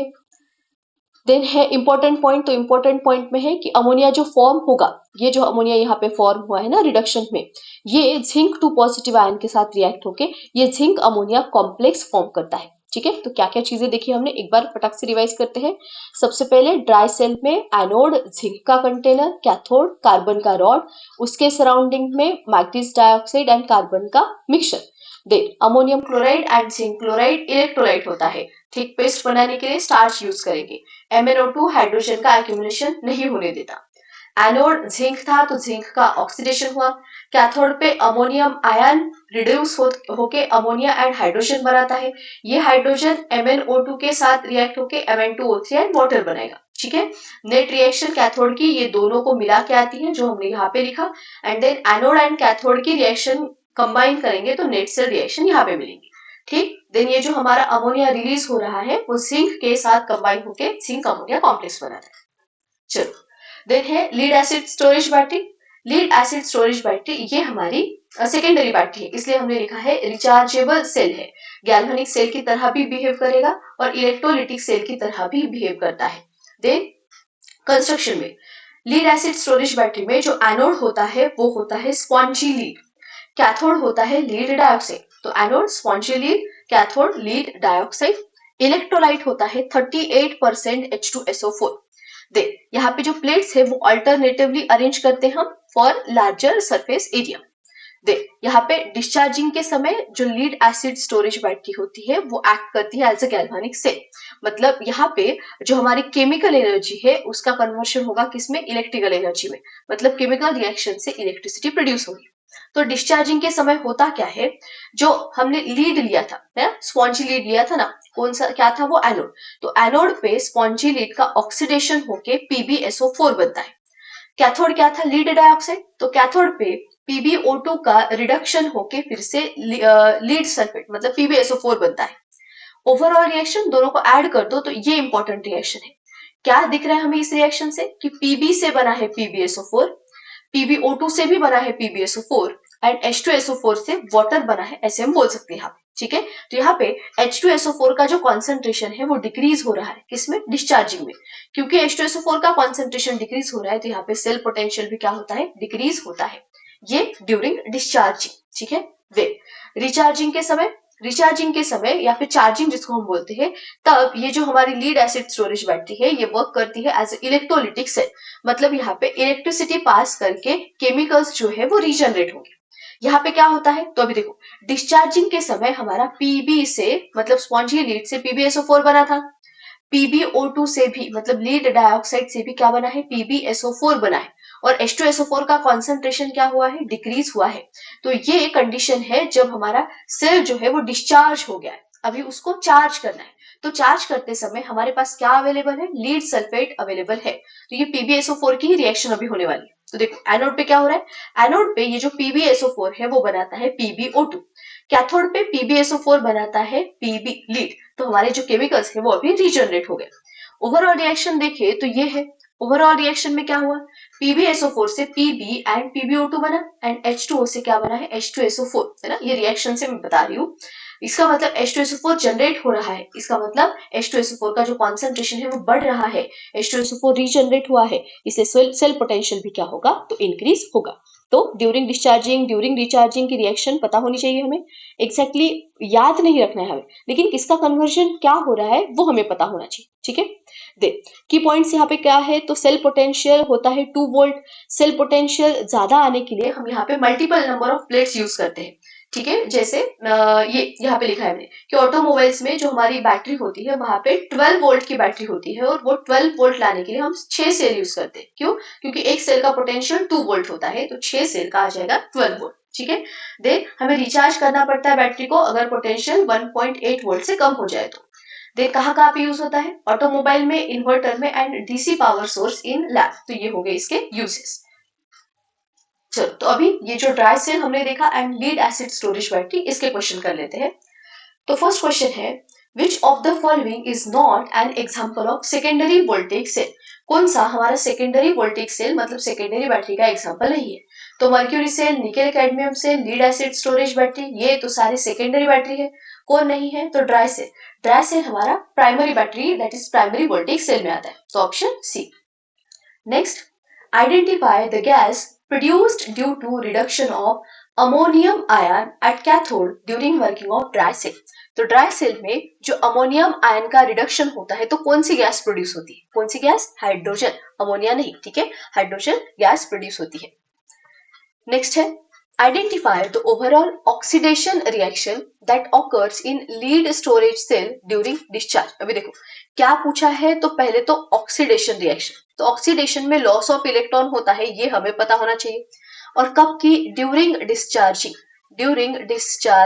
मतलब जब सेल डिस्चार्ज होता है तब। अभी देखो जब डिस्चार्ज होगा तो वहां पे हमने एनोड Pb लिया है और कैथोड क्या लिया था हमने, PbO2 लिया था, तो ये प्रेजेंट थे ना, और ये किस में जा रहे थे, PbSO4 में जा रहे थे। मतलब ये एनोड एंड कैथोड हमारे पास प्रेजेंट थे, और इसकी डिस्चार्जिंग के समय की ऑक्सीडेशन रिएक्शन बतानी है। तो एनोड पे होता है ना ऑक्सीडेशन, तो ये तो एनोड था ना, तो इसका क्या होगा, ऑक्सीडेशन, मतलब ये 2 इलेक्ट्रॉन लूज करेगा। ऑप्शन में देखो, सबसे पहले तो फर्स्ट रिएक्शन, अगर ये भी नहीं पता है ना तो ऑप्शन से थोड़ा देख लो कि आ सकता है क्या, मतलब ऑप्शन एलिमिनेट करके, बाकी ऑप्शन एलिमिनेट करके हम आंसर निकाल सकते हैं। तो यहाँ पे Pb2 पॉजिटिव और SO4 डाइनेगेटिव कंबाइन हुआ है और PbSO4 बना है, तो यहाँ पे तो कुछ ऑक्सीडेशन नहीं हुआ, तो ये तो नहीं हुआ हमारा रिएक्शन। देन यहाँ पे देखो PbSO4 कन्वर्ट हो रहा है PbO2 में। अभी ध्यान दो, ये ऑक्सीडेशन रिएक्शन है ना, क्योंकि 2 इलेक्ट्रॉन लूज हो रहे हैं, लेकिन यहाँ पे PbSO4 का ऑक्सीडेशन हो रहा है ना, ये नहीं होगा क्योंकि डिस्चार्जिंग के समय वहां पे PbSO4 बन रहा होता है, PbSO4 की रिएक्शन नहीं होती, इसलिए ऑप्शन बी भी नहीं रहेगा। ऑप्शन सी देखो, PbSO4 डाइनेगेटिव के साथ रिएक्ट हो रहा है और PbSO4 और 2 इलेक्ट्रॉन बना। हाँ, यही तो रिएक्शन है ना। कैसे? Pb 2 इलेक्ट्रॉन लूज कर रहा है, तो यही तो ऑक्सीडेशन रिएक्शन है, तो ऑप्शन सी ही रहेगा आंसर। डी फिर से नहीं रहेगा क्योंकि PbSO4 की रिएक्शन दी है, PbSO4 डिस्चार्जिंग में फॉर्म होता है, उसकी रिएक्शन नहीं होती। ठीक है, तो ऑप्शन सी रहेगा हमारा answer. Then next, which of the following is not true about dry cell? Dry cell के बारे में क्या सही नहीं है? तो पहला, the energy stored in the dry cell is in the form of chemical energy. हाँ, तो सही है। क्यों? क्योंकि केमिकल एनर्जी का ही तो कन्वर्शन इलेक्ट्रिकल एनर्जी में होता है ना, गैल्वेनिक सेल में, तो वो तो सही है। It can not be recharge, ये भी सही है। क्यों भाई? क्योंकि वो प्राइमरी बैटरी है, रिचार्ज नहीं कर सकते उसको। The ammonia combine with zinc 2 positive to form complex, ये भी सही है, हमने पढ़ा है इसके पहले। गलत क्या है? It is a secondary voltage cell, ये गलत है, मतलब यही हमारा आंसर रहेगा, तो ऑप्शन डी है यहाँ पे correct answer. Then next, which of the following is not true about lead storage battery? Lead storage battery के बारे में क्या सही नहीं है? तो पहला, it act as a galvanic cell during discharging. हाँ, सही है। जब डिस्चार्जिंग होता है तो गैल्वेनिक सेल की तरह एक्ट करता है, केमिकल रिएक्शन से वहां पे इलेक्ट्रिसिटी प्रोड्यूस होगी। It acts as an electrolytic cell during recharging, ये भी सही है। During recharging cell potential increases, ये गलत होगा। हाँ, during recharging cell potential increase होता है। हाँ, सही है। रिचार्ज जब करते हैं तो पोटेंशियल इंक्रीज होगा, तो गलत क्या रहेगा? At discharging sulphuric acid concentration increases, ये गलत है। क्यों भाई? क्योंकि डिस्चार्जिंग के समय तो सल्फ्यूरिक एसिड का कॉन्सेंट्रेशन डिक्रीज होता है ना, यहाँ पे इंक्रीज दिया है, इसलिए ये गलत है और ऑप्शन डी हमारा आंसर रहेगा। Then next, which of the following is not used in the construction of lead storage battery? Lead storage battery के कंस्ट्रक्शन में क्या यूज नहीं होता? तो PbO2 यूज होता है क्या? हाँ, ये तो हमने कैथोड लिया था। PbSO4 ये नहीं होता ना, कंस्ट्रक्शन में ये नहीं लेते हम, ये तो फॉर्म होता है ना ड्यूरिंग द रिएक्शन, तो बस यही रहेगा आंसर हमारा। Pb लेते हैं क्या? हाँ, ये तो एनोड लिया था। H2SO4 ये तो इलेक्ट्रोलाइट लिया था, तो बाकी तीन चीजें हम कंस्ट्रक्शन में लेते हैं, PbSO4 नहीं लेते, तो option B. Next, which of the following changes occur during the discharging of lead accumulator? तो लीड एक्यूमुलेटर में जब डिस्चार्जिंग होता है तो क्या चेंजेस होते हैं? Pb is reduced, हाँ तो सही है। डिस्चार्जिंग में नहीं सॉरी, एक मिनट, Pb क्या था हमारा डिस्चार्जिंग में? Pb स्पॉन्जी लीड, ये हमारा एनोड था, है ना, एंड देन PbO2 क्या था हमारा? कैथोड था, ये कैथोड था हमारा। तो Pb एनोड था, तो एनोड पे क्या होता है? ऑक्सीडेशन ना, तो Pb क्या होगा? ऑक्सीडाइज होगा, ना कि रिड्यूस होगा, तो ये गलत है। H2SO4 इज कंज्यूम, हाँ सही है। डिस्चार्जिंग में H2SO4 क्या होता है? कंज्यूम होता है। PbSO4 इज कंज्यूम, नहीं, PbSO4 तो फॉर्म होता है ना डिस्चार्जिंग में, तो ये तो गलत हो गया। PbO2 इज प्रोड्यूस, नहीं, ये प्रोड्यूस नहीं होता, ये भी कंज्यूम होता है, ये तो रिड्यूस होता है ना, तो बी रहेगा इसका correct answer. Then next, Which of the following reaction occur at cathode? देखो, कैथोड मतलब रिडक्शन चाहिए हमें। During discharging of lead accumulator, तो देखो डिस्चार्जिंग में हम कैथोड क्या लेते हैं? PbO2 ना, तो PbO2 का रिडक्शन वाली रिएक्शन देखनी है हमें, नहीं पता होगा ये भी, तो ये देखो PbSO4 दिया है, डिस्चार्जिंग में तो PbSO4 फॉर्म होता है, ये रिएक्शन तो नहीं होगी। Pb दिया है, Pb तो हमने एनोड लिया था, तो उसका तो ऑक्सीडेशन होगा ना, और दिख भी रहा है कि 2 इलेक्ट्रॉन लूज हुए हैं, तो ये तो ऑक्सीडेशन रिएक्शन हो गई, ये तो कैथोड पे नहीं होंगी, तो ये भी गया। Then PbO2 4 electron, SO4 2 electron gain कर रहा है, हाँ तो PbO2 कैथोड था, 2 इलेक्ट्रॉन गेन कर रहा है, मतलब ये रिडक्शन रिएक्शन है, तो ऑप्शन सी रहेगा आंसर। डी फिर से नहीं रहेगा क्योंकि PbSO4 फॉर्म होता है डिस्चार्जिंग में, उसकी रिएक्शन नहीं होती, ठीक है, तो ऑप्शन सी रहेगा इसका करेक्ट आंसर।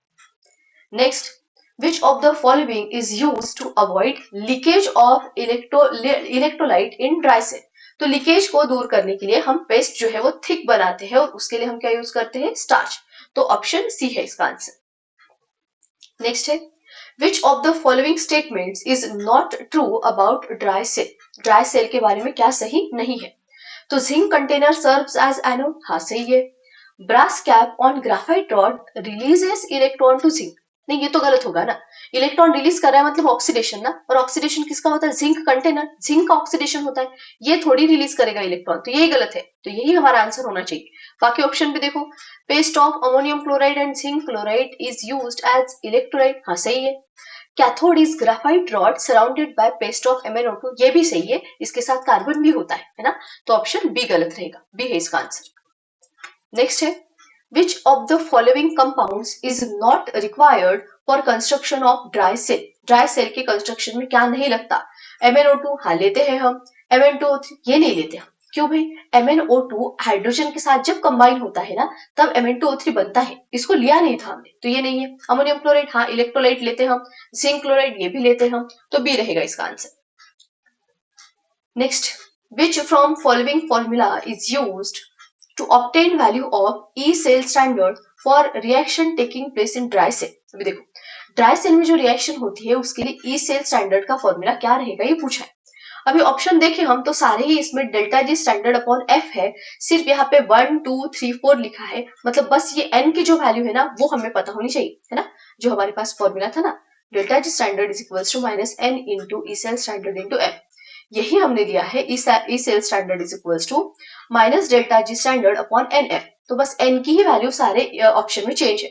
तो हमें पता चाहिए कि ड्राई सेल में कितने इलेक्ट्रॉन्स इन्वॉल्व होते हैं, कितने होते हैं? 2 रिएक्शंस मैंने स्टार्टिंग में बताई है, वहां पे 2 इलेक्ट्रॉन्स इन्वॉल्व हो रहे हैं, तो एन की वैल्यू 2 रहेंगी, तो यहाँ पे ऑप्शन बी रहेगा हमारा आंसर। नेक्स्ट है, which of the following changes takes place at positive electrode during working of dry cell? Dry cell में जो पॉजिटिव इलेक्ट्रोड होता है उसमें क्या चेंजेस होंगे? अभी देखो, पॉजिटिव इलेक्ट्रोड कौन रहेगा? क्योंकि ड्राई सेल एक गैल्वेनिक सेल है, तो पॉजिटिव इलेक्ट्रोड रहेगा हमारा कैथोड, है ना। कैथोड क्या रहेगा हमारा? पॉजिटिव इलेक्ट्रोड रहेगा। इसका मतलब रिडक्शन की कौन सी रिएक्शन है वो हमें पूछा है ना। देखो अभी क्योंकि पॉजिटिव इलेक्ट्रोड कैथोड है तो वहां पे क्या होगा? रिडक्शन।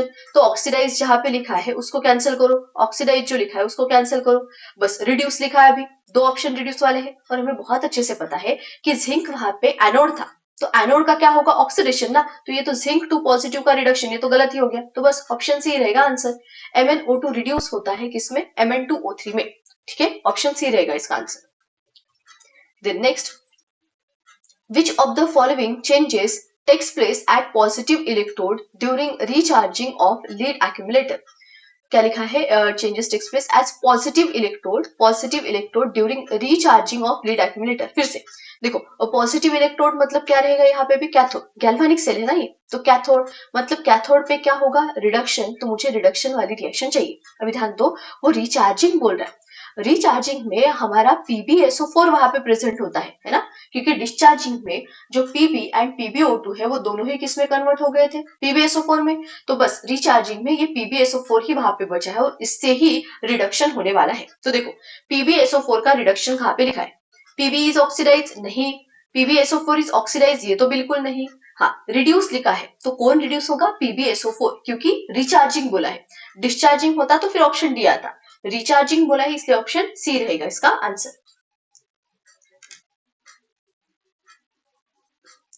कुछ गलत किया क्या मैंने यहाँ पे? Which of the following changes takes place at positive electrode during recharging of lead accumulator? तो पॉजिटिव इलेक्ट्रोड मतलब हमारा कैथोड रहेगा, तो रिडक्शन होना चाहिए ड्यूरिंग रिचार्जिंग बोला है, तो PbSO4 रिचार्जिंग में PbSO4 वहां पे प्रेजेंट रहेगा, तो PbSO4 का रिडक्शन होना चाहिए। PbSO4 is reduce to Pb, हाँ ऑप्शन सी होना चाहिए, ऑप्शन सी होना चाहिए। एक मिनट मैं इसको चेक करती हूँ, जैसे वो एक क्वेश्चन मैंने गलत टाइप कर लिया था ना, इसको भी मुझे एक बार चेक कर दे दो। हाँ ध्यान दो, देखो एक्चुअली ना मैंने यहाँ पे गलत कर दिया था। क्या गलत किया मैंने यहाँ पे? हाँ, आप लोगों को ये गलती नहीं करनी है। यहाँ पे जब रिचार्जिंग हो रहा है, मैंने यहाँ पे कैथोड लिखा था ना, पॉजिटिव इलेक्ट्रोड, देखो जब रिचार्जिंग हो रहा है तब जो हमारा लीड एक्यूमुलेटर है वो तो इलेक्ट्रोलिटिक सेल की तरह बिहेव करता है ना, जब रिचार्जिंग हो रहा है ये इलेक्ट्रोलिटिक सेल की तरह बिहेव करेगा, क्योंकि वहां पे इलेक्ट्रिकल एनर्जी का कन्वर्शन किसमें हो रहा है, केमिकल एनर्जी में हो रहा है, केमिकल्स हमारे रीजनरेट होते हैं। तो इलेक्ट्रोलिटिक सेल में जो पॉजिटिव इलेक्ट्रोड है वो क्या रहता है, वो एनोड रहता है ना। यहाँ पे मैंने गलत कर दिया था, ध्यान देना इसको। रिचार्जिंग के समय इलेक्ट्रोलिटिक सेल की तरह वो बिहेव करता है, लीड एक्यूमुलेटर।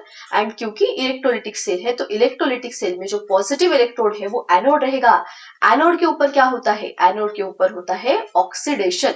और किसका ऑक्सीडेशन होगा, तो रिचार्जिंग के समय वहां पे सिर्फ PbSO4 ही प्रेजेंट है, तो PbSO4 का क्या होगा, ऑक्सीडेशन। कहाँ पे दिख रहा है ऑप्शन, ऑप्शन बी है ना। तो ऑप्शन बी है इसका आंसर, सी नहीं। ठीक है, मुझसे गलत हो गया था, ऑप्शन बी है इसका आंसर। Next question. हाँ, अभी ये हो गए हमारे dry cell and lead acid storage battery के क्वेश्चन। अभी फ्यूल सेल के क्वेश्चन है, तो पहले उससे पहले फ्यूल सेल के बारे में थोड़ा सा हम रिवाइज कर लेते हैं एंड देन फिर हम क्वेश्चन देखेंगे। देखो, अभी फ्यूल सेल में क्या होता है, तो इसमें केमिकल एनर्जी का कन्वर्शन किस में होता है, इलेक्ट्रिकल एनर्जी में। और कौन सी रिएक्शन होती है, तो रेडॉक्स रिएक्शन यहाँ पे होंगे।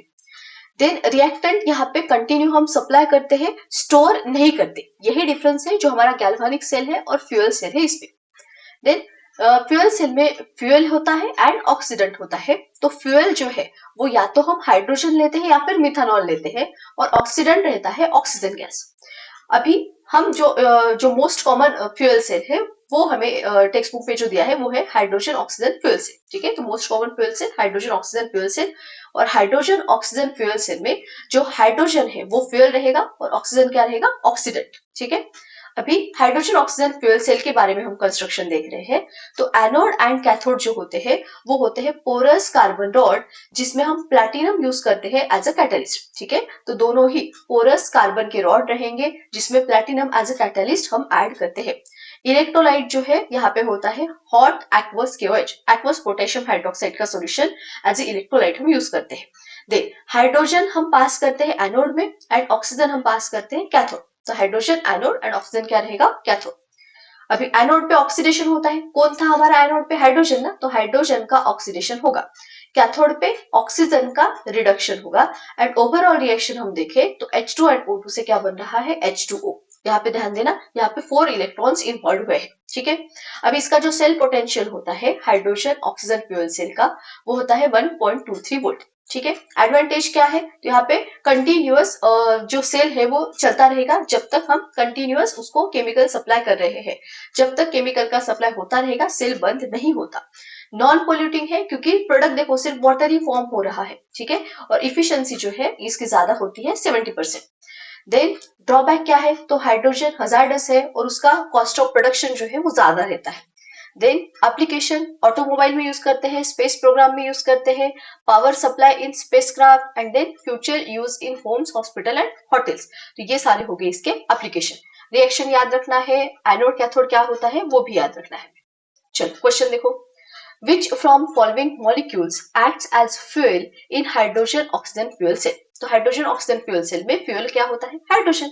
ऑप्शन ए रहेगा इसका answer. Next question, which of the following substances is not required in the construction of H2O2 fuel cell। तो कार्बन रॉड हाँ चाहिए, KOH ये भी चाहिए, प्लैटिनम ये भी चाहिए रहता, क्या नहीं चाहिए, प्योर वाटर नहीं चाहिए, ये तो बनता है ना। तो ऑप्शन डी रहेगा इसका आंसर। ठीक है, प्योर वाटर कंस्ट्रक्शन में नहीं चाहिए, वो प्रोडक्ट है उसका, तो डी है answer. Next, which of the following statement is not correct for H2O2 fuel cell।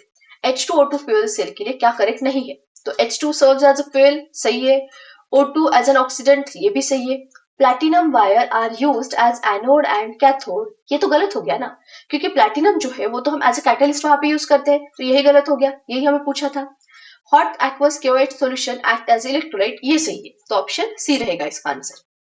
Next, which of the following species acts as a reducing agent during working of hydrogen oxygen fuel cell। अभी देखो reducing agent बोला है तो हमें पता है oxidant या फिर ऑक्सीडाइजिंग एजेंट कौन होता है, O2। तो रिड्यूसिंग एजेंट कौन रहेगा, H2। तो ऑप्शन ए है इसका correct answer. Next, which of the following species act as an oxidising agent during working of hydrogen oxygen fuel cell. तो ऑप्शन सी रहेगा, O2 रहता है यहाँ पे ऑक्सीडाइजिंग एजेंट। ठीक है, देन नेक्स्ट क्वेश्चन। हाँ, अभी ये हो गए हमारे हाइड्रोजन ऑक्सीजन फ्यूल सेल के क्वेश्चन। अभी लास्ट टॉपिक जो हमारा बचा है इलेक्ट्रोकेमिकल सीरीज। अभी उसके क्वेश्चन हम देख लेते हैं, लेकिन उसके पहले इलेक्ट्रोकेमिकल सीरीज को याद कैसे रखना है वो देखो।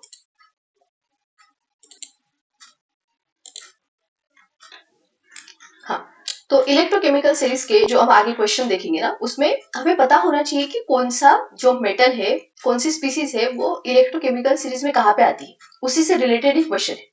तो ये सीरीज याद कर लेना। ये न्यूमोनिक्स मैंने यहाँ पे लिख के दिए हैं, कुछ अलग नहीं बता रही हूँ, जो सारे लोग बताते हैं वही न्यूमोनिक्स मैंने यहाँ पे लिखे हैं। जैसे सबसे पहला हमने लिखा है मेटल लिथियम, तो लिथियम देन आता है potassium, barium, strontium, calcium, sodium, then magnesium, aluminium, manganese, zinc, chromium, iron, cadmium, cobalt, nickel, tin, lead, hydrogen, copper, iodine, then silver, mercury, bromine, platinum, oxygen, chlorine, gold and fluorine. ठीक है, तो इसको याद रख लेना ऐसे, लेकर 12 सरदार, मतलब लिथियम, पोटेशियम, बेरियम, स्ट्रोंशियम का नाम, लेकर 12 सरदार का नाम, मांगे अली महान, जानकर फेंके सीडी कोई नीचे, सुनो पागल है क्यों आई आज, हांगकांग में ब्रो की पिटाई और किलोबर सोना फ्री। ठीक है, तो ले से लिथियम, कर से पोटेशियम आ जाएगा, then 12 B that is barium, सरदार से स्ट्रोंशियम, का से कैल्शियम, नाम से सोडियम, मांगे मैग्नीशियम, अली का एल्यूमिनियम, महान का मैग्नीज, जान का जिंक, कर का क्रोमियम, फेंके Fe, Cd का Cd ही कैडमियम, देन कोई का कोबाल्ट। वैसे बाकी के भी देख लेना, ठीक है, तो इसको याद कर लेना, इससे क्वेश्चन हो जाएंगे हमारे। अभी इलेक्ट्रोकेमिकल सीरीज होती क्या है वो हमें पता होना चाहिए। तो इलेक्ट्रोकेमिकल सीरीज में जो हमारे स्पीसीज है उसको हमने लिखा है according to their increasing value of reduction potential. मतलब यहाँ पे मैंने जो अरेंज किया है वो मैंने increasing order of reduction potential में इनको अरेंज किया है। ठीक है, अभी अगर हम जो हमारी टेक्स्ट बुक में इलेक्ट्रोकेमिकल सीरीज दी है उसको देखें तो वहां पे अरेंज किया था उन्हें decreasing order of reduction potential की वैल्यू। सबसे स्टार्टिंग में हमने हाईएस्ट रिडक्शन पोटेंशियल जिसका है उसको लिखा था, एंड देन हमने जिसका रिडक्शन पोटेंशियल कम है उसको सबसे बॉटम में लिखा था। यहाँ पे ये जो एलिमेंट्स मैंने अरेंज करके दिए हैं, ये जो हमारा लिथियम है, लिथियम जो है इसका रिडक्शन पोटेंशियल सबसे कम है, रिडक्शन पोटेंशियल लिथियम का सबसे कम है। और जो नीचे फ्लोरीन है, यहाँ पे लास्ट, एक मिनट में इसको मिटाऊं पहले तो, और जो नीचे यहाँ पे हमने फ्लोरीन लिखा है, इसकी रिडक्शन पोटेंशियल की वैल्यू जो है वो सबसे ज्यादा है। तो लोअर रिडक्शन पोटेंशियल से हायर रिडक्शन पोटेंशियल तक हम जा रहे हैं। मतलब अगर हम लिथियम से फ्लोरीन तक जाएंगे तो रिडक्शन पोटेंशियल की जो वैल्यू है वो इंक्रीज होते जाएंगे। ठीक है, एक चीज हमें पता होनी चाहिए, रिडक्शन पोटेंशियल की वैल्यू जितनी ज्यादा उतना रिडक्शन की टेंडेंसी ज्यादा होती है। ठीक है, जितनी रिडक्शन पोटेंशियल की वैल्यू ज्यादा उतनी रिडक्शन की टेंडेंसी ज्यादा, मतलब इतना इजीली, उतना ही इजीली वो इलेक्ट्रॉन गेन करेंगी स्पीसीज। और क्योंकि इलेक्ट्रॉन गेन कर रही है तो वो क्या हो गया फिर, ऑक्सीडाइजिंग एजेंट। ठीक है, देखो फिर से एक बार मैं बता रही हूँ, जिसकी रिडक्शन पोटेंशियल की वैल्यू ज्यादा उसकी रिडक्शन की टेंडेंसी ज्यादा होती है। मतलब रिडक्शन करने की टेंडेंसी ज्यादा है तो इलेक्ट्रॉन गेन करने की टेंडेंसी ज्यादा है, मतलब वो स्पीसीज इजीली इलेक्ट्रॉन गेन करेंगी। और जो इलेक्ट्रॉन गेन करता है उसको हम क्या बोलते हैं, oxidising agent. Gain of electron को रिडक्शन प्रोसेस है वो, लेकिन जो इलेक्ट्रॉन गेन करता है वो ऑक्सीडाइजिंग एजेंट। तो मैं ये बोल सकती हूँ कि जिसकी रिडक्शन पोटेंशियल की वैल्यू ज्यादा होती है वो होता है स्ट्रॉन्ग ऑक्सीडाइजिंग एजेंट। ये चीज याद रखना, जिसके रिडक्शन पोटेंशियल की वैल्यू ज्यादा वो स्ट्रॉन्ग ऑक्सीडाइजिंग एजेंट होता है, रिड्यूसिंग एजेंट नहीं। ठीक है, और इसके उल्टा मैं क्या लिख सकती हूँ, जिसकी रिडक्शन पोटेंशियल की वैल्यू कम रहेगी वो रहेगा स्ट्रॉन्ग रिड्यूसिंग एजेंट। ठीक है, अभी ध्यान दो, यहाँ पे हमने जो यहाँ पे मेटल्स लिखे हैं, सबसे ज्यादा रिडक्शन पोटेंशियल की वैल्यू किसकी है, फ्लोरीन के, है ना, ये जो लास्ट में है सबसे ज्यादा रिडक्शन पोटेंशियल की वैल्यू फ्लोरीन की है। इसका मतलब ये स्ट्रॉन्ग ऑक्सीडाइजिंग एजेंट रहेगा, स्ट्रॉन्ग ऑक्सीडाइजिंग एजेंट रहेगा फ्लोरीन। ठीक है, देख लिथियम की रिडक्शन पोटेंशियल की वैल्यू सबसे कम है, इसका मतलब ये स्ट्रॉन्ग, ये रहेगा strong reducing agent, strong reducing agent. ठीक है, इसका मतलब ये बोल सकती हूँ कि अगर हम फ्लोरीन से लिथियम तक जाए तो ऑक्सीडाइजिंग एजेंट की जो स्ट्रेंथ है वो डिक्रीज हो रही है, और अगर हम लिथियम से फ्लोरीन तक आएंगे तो रिड्यूसिंग एजेंट की स्ट्रेंथ जो है वो डिक्रीज हो रही है। ठीक है, ऑक्सीडाइजिंग एजेंट की स्ट्रेंथ इधर से इधर जाते हुए डिक्रीज और रिड्यूसिंग एजेंट की स्ट्रेंथ इधर से इधर आते हुए डिक्रीज। ठीक। हाँ, दूसरी एक बात, जो रिएक्शन होती है इलेक्ट्रोकेमिकल सीरीज में वो सारी ही रिडक्शन रिएक्शन होती है और जो पोटेंशियल रहेगा वो रिडक्शन पोटेंशियल रहेगा। ठीक है, इलेक्ट्रोकेमिकल सीरीज में सारी रिएक्शन रिएक्शन और पोटेंशियल रिडक्शन पोटेंशियल। तो मैंने यहाँ पे लिथियम एंड फ्लोरीन की रिडक्शन रिएक्शन लिख के दी है। अभी देखो, लिथियम पॉजिटिव इलेक्ट्रॉन गेन करेगा और लिथियम बनाएगा। जो इलेक्ट्रॉन गेन करता है वो ऑक्सीडाइजिंग एजेंट, तो लिथियम पॉजिटिव ऑक्सीडाइजिंग एजेंट है, लिथियम यहाँ पे रिड्यूसिंग एजेंट है। यहाँ पे F2 इलेक्ट्रॉन गेन करके F नेगेटिव बनाएगा, तो ये ऑक्सीडाइजिंग एजेंट और ये रिड्यूसिंग एजेंट। इसका मतलब रिएक्शन में जो लेफ्ट हैंड साइड में स्पीसीज है वो ऑक्सीडाइजिंग एजेंट है और जो राइट हैंड साइड में स्पीसीज है वो क्या होती है, रिड्यूसिंग एजेंट होती है।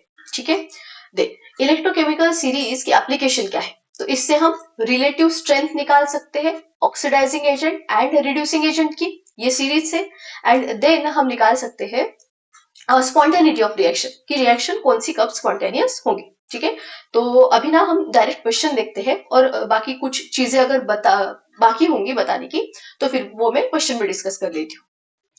देखो, तो फर्स्ट क्वेश्चन है हमारा, Which of the following cannot be considered as an application of electrochemical series? Electrochemical series की कौन सी एप्लीकेशन नहीं है, तो पहला है relative strength of oxidising agent, हाँ ये तो है भाई। Relative strength of reducing agent, ये भी है। स्पॉन्टेनिटी ऑफ रेडॉक्स रिएक्शन, ये भी एप्लीकेशन है इलेक्ट्रोकेमिकल सीरीज की।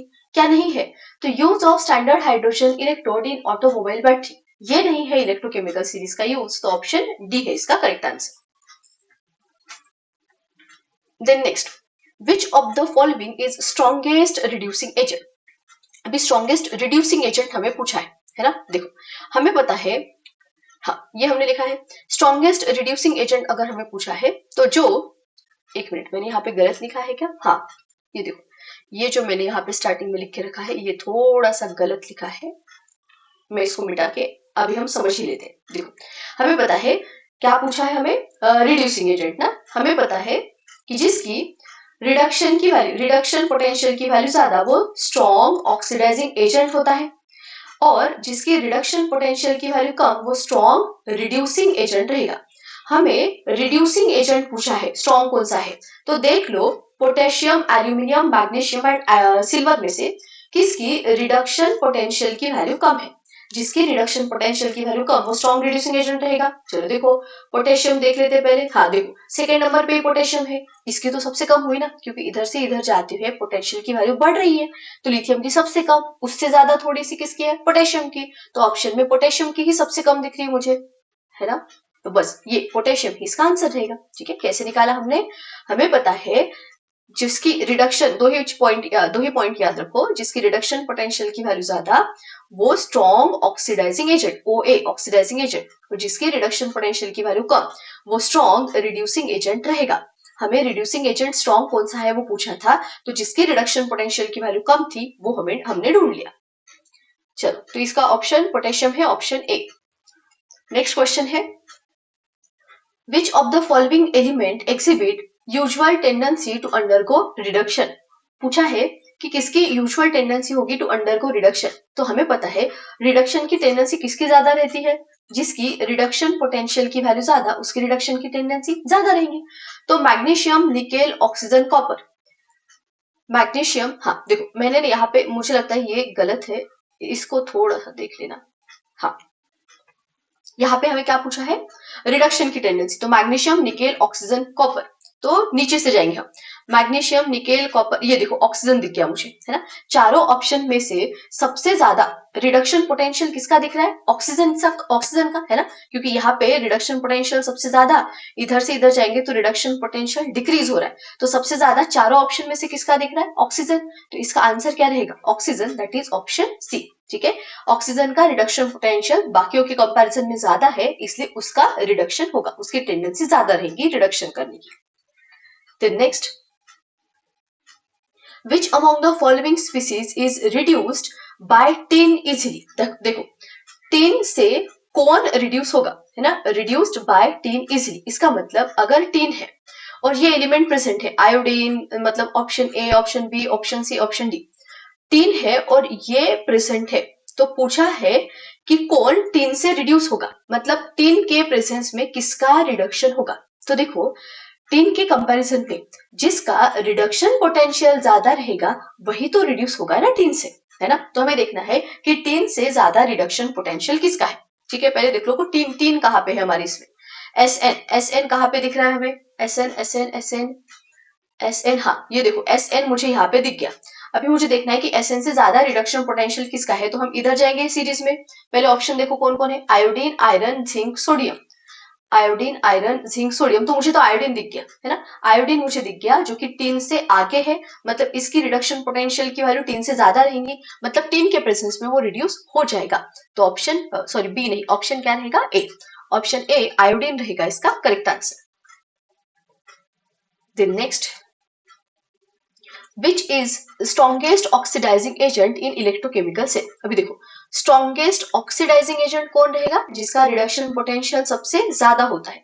तो सबसे ज्यादा रिडक्शन पोटेंशियल किसका है, ये फ्लोरीन का है ना। ये मैंने ना यहाँ पे गलत लिख दिया है, स्ट्रॉन्ग रिड्यूसिंग एजेंट नहीं आता, ये स्ट्रॉन्ग ऑक्सीडाइजिंग एजेंट आता है। हर एक स्लाइड जो आगे रहेंगे उसमें गलत ही हुआ है, तो उसको थोड़ा देख लेना, ठीक है। तो फ्लोरीन जो है सबसे ज्यादा इसका रिडक्शन पोटेंशियल है यहाँ पे, तो सबसे ज्यादा रिडक्शन पोटेंशियल तो ये रहेगा हमारा स्ट्रॉन्ग ऑक्सीडाइजिंग एजेंट। ठीक है, तो ऑप्शन क्या रहेगा, फ्लोरीन, ऑप्शन ए है इसका correct answer. Then next, which among the following metal has highest oxidation potential। ठीक है, ऑक्सीडेशन पोटेंशियल किसका सबसे ज्यादा है, अभी ध्यान दो, जिसका रिडक्शन पोटेंशियल सबसे कम रहेगा उसका ऑक्सीडेशन पोटेंशियल सबसे ज्यादा रहेगा, है ना। समझ में आ रहा है, रिडक्शन पोटेंशियल और ऑक्सीडेशन पोटेंशियल में सिर्फ साइन का चेंज होता है ना, तो जिसकी रिडक्शन पोटेंशियल की वैल्यू सबसे कम रहेंगी उसकी ऑक्सीडेशन पोटेंशियल की जो वैल्यू है वो क्या रहेंगे, सबसे ज्यादा। तो मुझे पूछा है ऑक्सीडेशन पोटेंशियल ज्यादा किसका रहेगा, तो क्योंकि मैंने सीरीज रिडक्शन पोटेंशियल की टर्म में याद की है, तो मैं देखूंगी कि रिडक्शन पोटेंशियल सबसे कम किसका है। किसका है रिडक्शन पोटेंशियल सबसे कम, सबसे ऊपर जो है उसका, दैट इज लिथियम का। तो लिथियम का रिडक्शन पोटेंशियल सबसे कम है, इसका मतलब उसका ऑक्सीडेशन पोटेंशियल सबसे ज्यादा रहेगा, और वही हमें पूछा है, तो ऑप्शन सी रहेगा इसका आंसर। नेक्स्ट, हाँ, what is the decreasing order of deposition of metal on electrode if standard reduction potentials are given as। ध्यान दो क्या पूछा है, हमें डिपोजिशन का ऑर्डर पूछा है मेटल का। तो डिपॉजिट कब होगा मेटल, जब वो मेटल आयन से मेटल में रिड्यूस होगा, तभी जाके डिपॉजिट होगा ना। तो मेटल्स आयन से मेटल में रिड्यूस हो रहा है, मतलब रिडक्शन जिसका इजीली होगा वो इजीली डिपॉजिट होगा, है ना। समझ में आ रहा है, डिपोजिशन पूछा था, तो जो रिड्यूस होगा वो डिपॉजिट होता है। तो जिसका रिडक्शन पोटेंशियल ज्यादा रहेगा, जिसका रिडक्शन पोटेंशियल ज्यादा, वो इजीली रिड्यूस होगा और उतना ही इजीली वो क्या होगा, डिपॉजिट होगा। तो मुझे क्या चेक करना है, मुझे चेक करना है रिडक्शन पोटेंशियल का ऑर्डर, जिसका रिडक्शन पोटेंशियल ज्यादा वो इजीली डिपॉजिट होगा।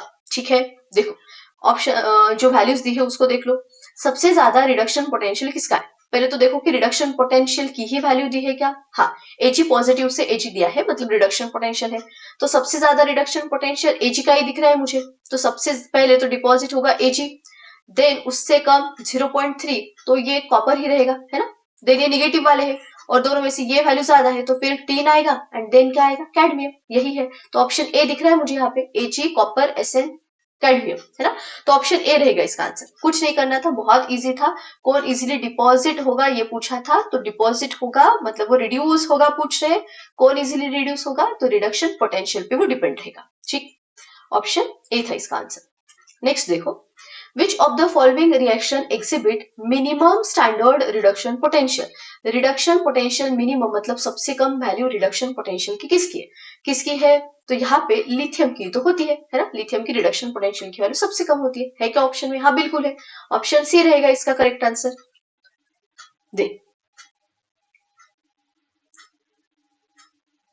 बस लास्ट क्वेश्चन है, देखो which of the following species act as strongest reducing agent, है ना। देखो स्ट्रॉन्ग रिड्यूसिंग एजेंट हमें पूछा है, तो हमें पता है जिसका रिडक्शन पोटेंशियल, हमें पता है कि जिसकी रिडक्शन पोटेंशियल की वैल्यू ज्यादा होती है वो होता है स्ट्रॉन्ग ऑक्सीडाइजिंग एजेंट, है ना। तो जिसकी रिडक्शन पोटेंशियल की वैल्यू कम रहेंगी वो स्ट्रॉन्ग रिड्यूसिंग एजेंट होता है। तो हमें पूछा है स्ट्रॉन्ग रिड्यूसिंग एजेंट कौन है, तो मुझे क्या देखना है कि किसकी रिडक्शन पोटेंशियल की वैल्यू कम है। अभी जितने टाइम में हमने सीरीज देखा, एक तो चीज हमको याद हो गई है कि सबसे ज्यादा रिडक्शन पोटेंशियल फ्लोरीन का है और सबसे कम लिथियम का है ना। ना, तो रिडक्शन पोटेंशियल सबसे कम किसका है? लिथियम का। लेकिन ऑप्शन में ना मुझे लिथियम लिथियम पॉजिटिव दोनों भी दिया है ना, तो हम पहले ना इक्वेशन लिख लेते हैं। इक्वेशन क्या होता है? तो लिथियम पॉजिटिव एक इलेक्ट्रॉन गेन करके लिथियम बनाता है, ये रिडक्शन रिएक्शन है हमारी, सही है। अभी देखो, ये लिथियम पॉजिटिव क्योंकि इलेक्ट्रॉन गेन कर रहा है, तो ये हमारा ऑक्सीडाइजिंग एजेंट हुआ, क्योंकि जो इलेक्ट्रॉन गेन करता है वो ऑक्सीडाइजिंग एजेंट होता है। तो ये ऑक्सीडाइजिंग एजेंट, ये रिड्यूसिंग एजेंट। हमें क्या पूछा है? रिड्यूसिंग एजेंट, तो वो कौन रहेगा? लिथियम रहेगा। ठीक है, कैसे सॉल्व किया? सबसे पहले स्ट्रॉन्गेस्ट रिड्यूसिंग एजेंट, सही लिखा है क्या मैंने? हाँ, स्ट्रॉन्गेस्ट रिड्यूसिंग एजेंट मतलब जिसका रिडक्शन पोटेंशियल कम रहेगा वो स्ट्रॉन्गेस्ट रिड्यूसिंग एजेंट होता है। फिर हमें लिथियम पॉजिटिव लिथियम दोनों दिया था, तो लिथियम पॉजिटिव तो ऑक्सीडाइजिंग एजेंट है, लिथियम रिड्यूसिंग एजेंट होगा, तो ऑप्शन ए रहेगा इसका करेक्ट आंसर। ठीक है, और यहाँ पे हमारा इलेक्ट्रोकेमिस्ट्री होता है खत्म। अभी हम क्या करेंगे? देखो, एक ही न्यूमेरिकल वाला चैप्टर हमारा बचा है अभी, कौन सा? काइनेटिक्स का। और जैसा मैंने इसके पहले बोला था कि ये जो न्यूमेरिकल्स वाले चैप्टर है उनके ऊपर 3-3 मार्क्स है, तो बस इसके बाद ना काइनेटिक्स हम खत्म कर देते हैं और फिर देखेंगे कि या तो हम 16, 17, 18 ग्रुप एलिमेंट लेंगे या फिर ना हम चारों जो ऑर्गेनिक के चैप्टर्स है उसको कंप्लीट कर देते हैं। ठीक है, तो आप लोग भी सजेस्ट कर सकते हो। एक मुझे दिखा कमेंट कि वहां पे 16, 17 एंड 18 ग्रुप एलिमेंट के लिए रिक्वेस्ट थी, तो देखते एक तो वो चैप्टर लेंगे या फिर हम ऑर्गेनिक स्टार्ट करके वो चारों चैप्टर जो है उसको कंप्लीट कर देते हैं। ठीक है, लेकिन पहले हम काइनेटिक्स को खत्म करेंगे।